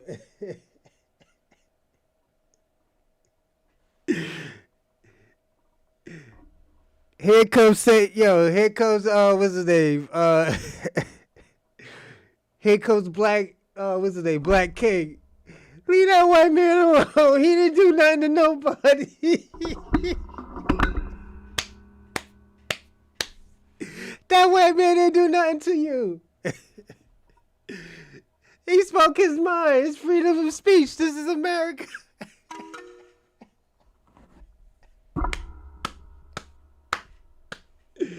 Black King, yo. Shout out to Black King. When we start asking people where they're from, they start getting defensive. Oh, shit. Hey, you saying some weird stuff, and nobody here knows you. Where are you from? What that mean? We all black. The white man, the boat drop us off over here, the boat drop us off over there. It's a boat ride. What? What's all this defensive shit? Where the hell are you from? Oh, shit. And why? We're talking about reparations. You said we shouldn't get it. Where are you from? Well, my family from Jamaica. You're not even qualified to get reparations. See, we slowly started seeing a pattern. We started seeing this pattern. All these people talking about, no, we don't need no money. We don't need nothing. Who says that? Who don't want justice for their lineage? That makes sense. That makes zero sense. That don't make no sense whatsoever. Leave that white man alone. Until we started asking questions. Like, hold on, wait a minute. First of all, why you got on that hat? Take your hat off for a minute. Oh, why your head look like that? Leave that white man alone. Are you from Somalia, Sudan? Where you from, bro? Why are your clothes musty? Oh no. Where are you from? You look very unfamiliar. You musty. Your hairline looks. Where are you from, brother? And you got on a suit with flip flops. Where are you from? We started asking questions because all the weirdos start showing up, and we said, hey, wait a minute. These people are not just weirdos. They're not from here. They're not from here. They're talking weird and dumb. We got to do paperwork checks on everybody now. Everybody, we're going to have to check in. Everybody got to check in now. Where the hell you from? And then we started weeding out a lot of the weird behavior. Now we saw what the problem was. We saw what the common denominator was. And this woke us up around the Obama era. We said, wait a minute. A lot of the shit is coming from people who are not from our lineage. That's where all this weird shit is coming from with Obama, him not doing nothing to protect us. Like, what the hell? We sat here waiting on Obama. We thought, okay, we were making excuses for his ass. Well, he couldn't do nothing on his first term, but that second term, boy, we got to reelect him. And my dumb ass reelected his ass. I'm with there too. I'm right there. So I'm including me, because I voted for his stupid ass twice.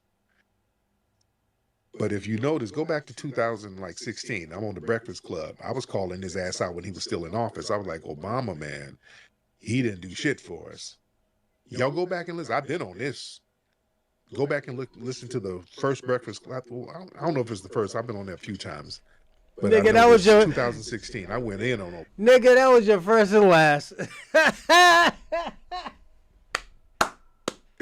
Shout out to Tariq Nasheed. Yeah, that nigga was talking too much game to them niggas. Them niggas didn't know what to do. He's like, yo, is Weez gonna get fired? You should have seen, what's his name? Your boy Charlemagne. He was scared. Leonard was like, yo, is Weez gonna get fired? I don't know. Obama, when he was in office, about how he didn't do nothing for us. Go look up that interview. It's 2016, almost a decade ago. I've been on this. I said, wait a minute. I've been kicking that nigga's back All on. these people who we thought were cool, they ain't really cool. Eric Holder, he's another tether. He's a Caribbean. Obama's Kenyan. Yeah, I saw a pattern. Colin Powell, all these people who are, quote, black, who get close to the White House, a lot of these people are not of our lineage. That's not an accident. Because they know instinctively people are going to look out for their own lineage group. And instinctively, if you're not from that lineage group, you're not going to feel guilt by not doing anything for that group. You understand? See, instinctively, if you're from a lineage, you got family of that lineage. So you're going to, just on a subconscious level, you're going to try to do something for that lineage. That's why we love Marion Barry. Yeah, he was on the pipe or whatever. Marion Barry was for the lineage. Marion Barry hooked a lot of black folks up in D.C. That nigga was on the pipe. He was a very good mayor for D.C. Got a lot of people jobs. They called him the jobs mayor. Had everybody working, making sure black firms got contracts from the government. He looked out. That's why they reelected him. They tried to say, look at him, he's on crack. I don't give a we got a job, nigga. Take me to the voting booth. I'm gonna vote for him and for some more crack. If that's what it takes, put him back in office. You know? That's why they tripped. And that it backfired. The community still supported Marion Barry. He was getting jobs, making sure black folks was taken care of. People gonna look out for their lineage, just like Michael Jackson. We got to give our props to Michael Jackson. Michael Jackson played these people. They got him in the end, though. They got our brother out. Hey, Kwame, let me ask you a question. I know y'all niggas don't got lotion in Jamaica. Does y'all niggas' feet be ashy? I'm just asking a question. I don't need no disrespect. No. Like, Kwame, is your feet really like that, my man?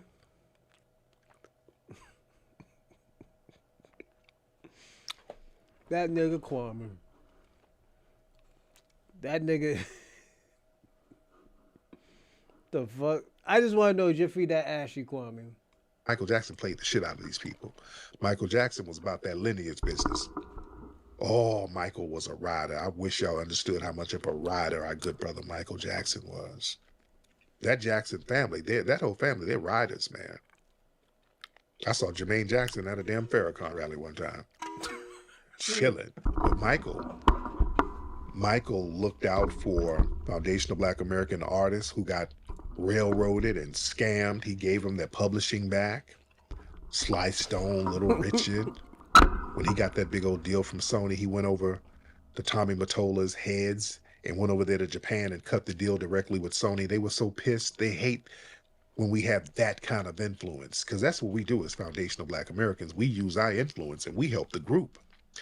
Respect to Eddie Murphy. Eddie Murphy put a lot of people on. He used his influence to put a lot of people on.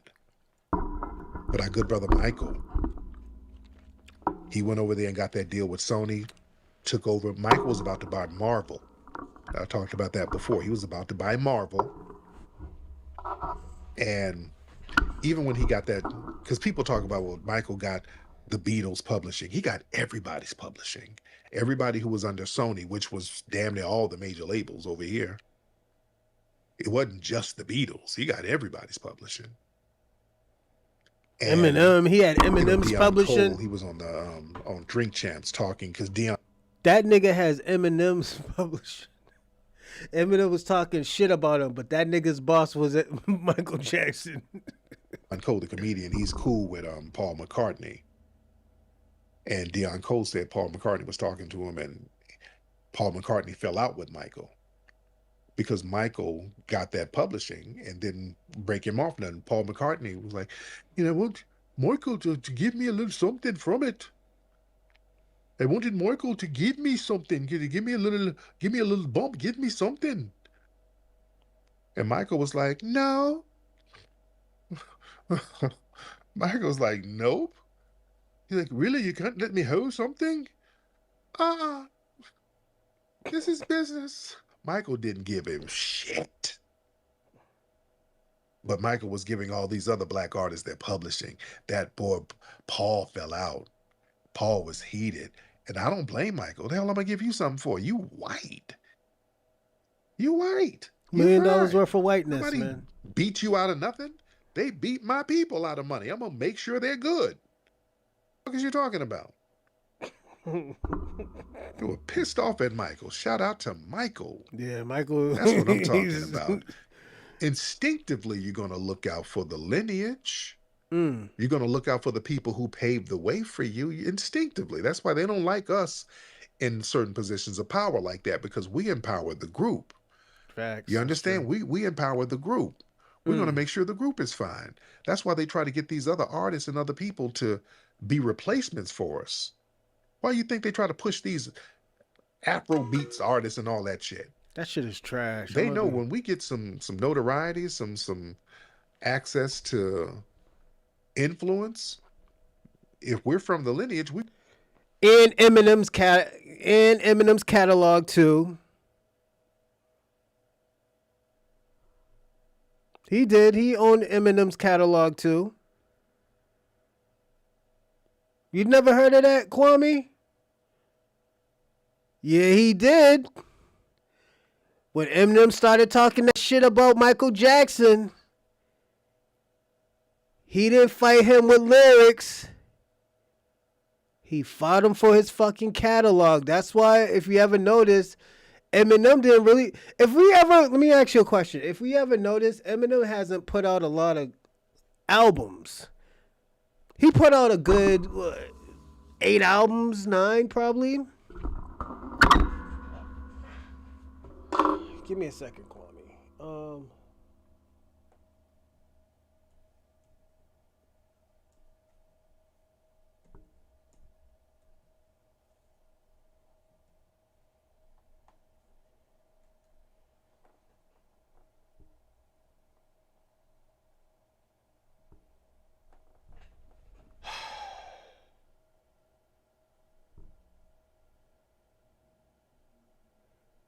But here, listen to this. We're gonna look out. Y'all go Google something real quick. Google. Because yeah, they had me on TV and all that shit. I had access, and I still have access to the media. I use that to help the family. Google California reparations hearing. Google that right now. Go to Google, look up California reparations hearing, and then go to the news part. Look there on the front page. You see my ass. NBC News. Look at it. Google it right now. That's what I use my notoriety for. I use that for the family. Yeah, NBC News got a big picture of me at the California reparations hearing. I knew when I show up, the media was going to run a big story and use my likeness and name and all that. And that's, we put eyes on it around the world. That's what we do with our... All right, we're going to end this because I want to show you something since Kwame's calling niggas liars.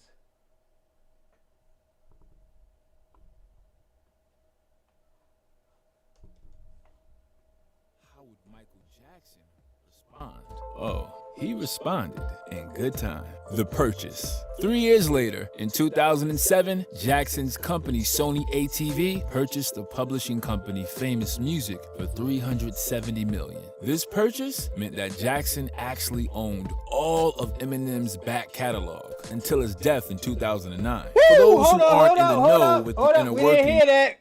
I was probably wrong, right, Kwame? I was probably wrong. Let's listen. Purchase.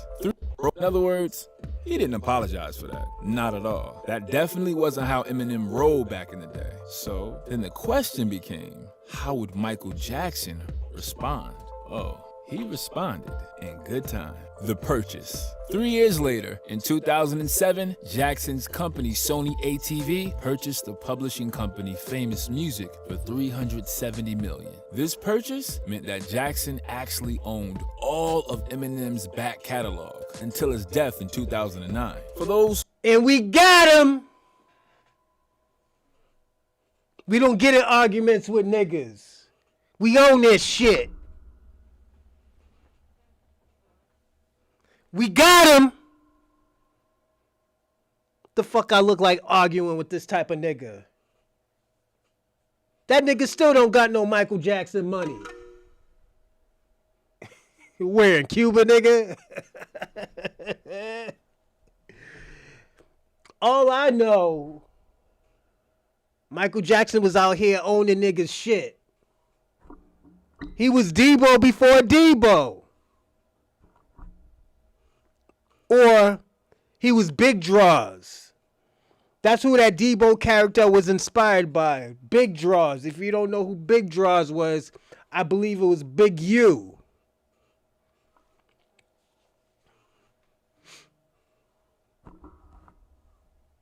Give me a second. But yeah, I'm gonna land actually. I'm gonna go pick up my kids actually right now. I'm gonna say this, everyone.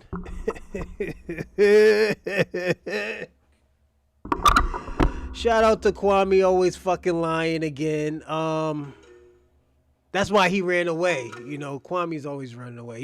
He's from Jamaica. He fled from Jamaica. You know. Kwame told me he got here on a kayak, you know. He told me it took him 18 hours to get to America on a kayak. I think the nigga lying, but, you know, that's what he said.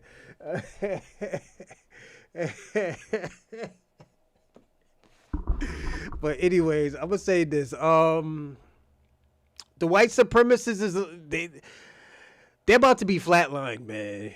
That Lily Gaga girl, they got her the fuck out of there. Bitches sucking dick for nigga pennies now. So,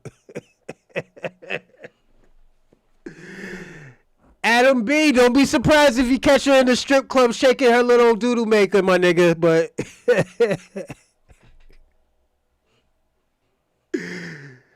fucking YouTube sat her the fuck down. She thought it was all sweet when she was talking about everybody, saying that she could say niggas, disrespecting black people, and it got her the fuck out of there.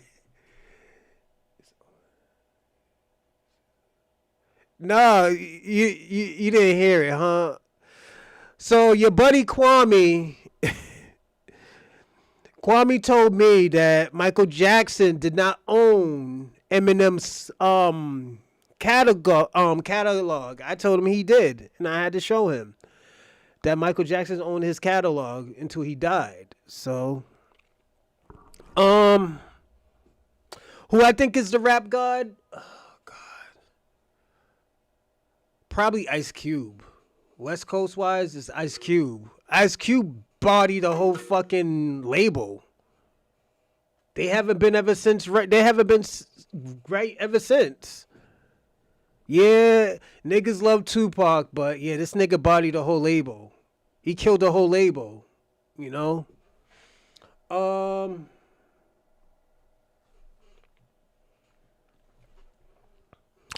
But I will say this.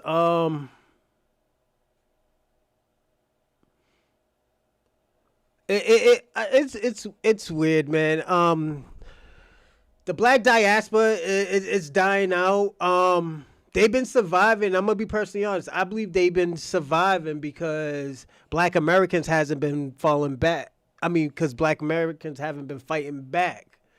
Ever since they fought back, they got what they wanted. They wanted that. They wanted that fight with black Americans. They wanted to talk disparaging shit about black Americans. Now all of a sudden, niggas is losing money. Niggas attacked niggas' pockets. Dr. Umar's down bad. Professor Smalls is down bad. Only person who's actually good in the the Pan-African community is O'Shea and Sarnetta. O'Shea and Sarnetta. We gotta be personally honest and shout out to both of them because they put people on. Sarnetta put a lot of people on. Sarnetta did a lot of debates for people, you know. And salute to Sarnetta again. But yeah, it's like I said, the only people who are winning right, honestly, out here is foundational black Americans and probably the Hebrew Israelites, ISUPK. And the reason why I said that the Hebrew Israelites, because at the end of the day, you always catch good clips of them. You always catch good shorts. This nigga Cap kicking niggas backs and Deacon kicking niggas backs and what's his name? Deacon Hassan be kicking niggas backs in. You know, so Jenny Hanna, General Jenny Hanna. Salute to the general. Them niggas be kicking niggas backs in. No, I would never say he exposed black Americans because the nigga gave Tariq Nasheed the Sarnetta Award this year. You can look like you expose somebody or you expose yourself for being a hypocrite. One or the other. You know, as I will say, everybody has their own extremists. So at the end of the day, y'all niggas, let me tell you something, Black King. You can't be getting shook over one fucking foundational black American extremist. You know, if you like, I'm telling you, if you're like that, Black King, you got to stop calling yourself Black King. I'm just being personally honest. You got to stop calling yourself Black King. If you scared out here in these YouTube streets, nigga, and this black universe, you out here scared, nigga? Let me find out Black King, man. This nigga Black King out here scared, nooked. That nigga's nooked and crandy out here. But I'm gonna start giving my shout outs. We did 4 hours today. Give me a second. I'm gonna start. Shout out to FBA Convo. You were supposed to jump online. You probably at work, player. Kwame, Adam B, Robin from Kick, Black King. Salute Black King. Breeze Omega. Salute. Keep up the good work. And everybody, go follow Breeze Omega. Breeze Omega, he has great content. I seen his content yesterday. Go follow him. Go on his live. Get busy on his live chat, everybody. So definitely do that. Pinky Wells, Ray, Lala Brown, On Code, Fresh Always, Let's Get It 004, Gullery, Salute, Closet Zandan, Get Busy, Spence, E. Will, Bomb's Legacy, Charlie, shout out Sugar, DJ Biggs, Mr. Know It All, Salute, and my man Ohio. I want to thank y'all all today. Tomorrow we have a reaction video from Dave Anderson and what's his name? Frank Zenu. So it's going to be a great reaction video. We might not stay on too long on it, but it's going to be a great one. Thanks for everybody who subscribed today. I want to say this again. Thanks for everybody who's just a subscriber. We're going to keep this subscribe only thing up, and we're going to get these numbers up. We're going to bank on these numbers. We're going to get busy out here. All right, everybody? But thank you again for being on this show. Shout out to Kick. Shout out to YouTube. Shout out to Rumbo and X. Thank y'all for letting me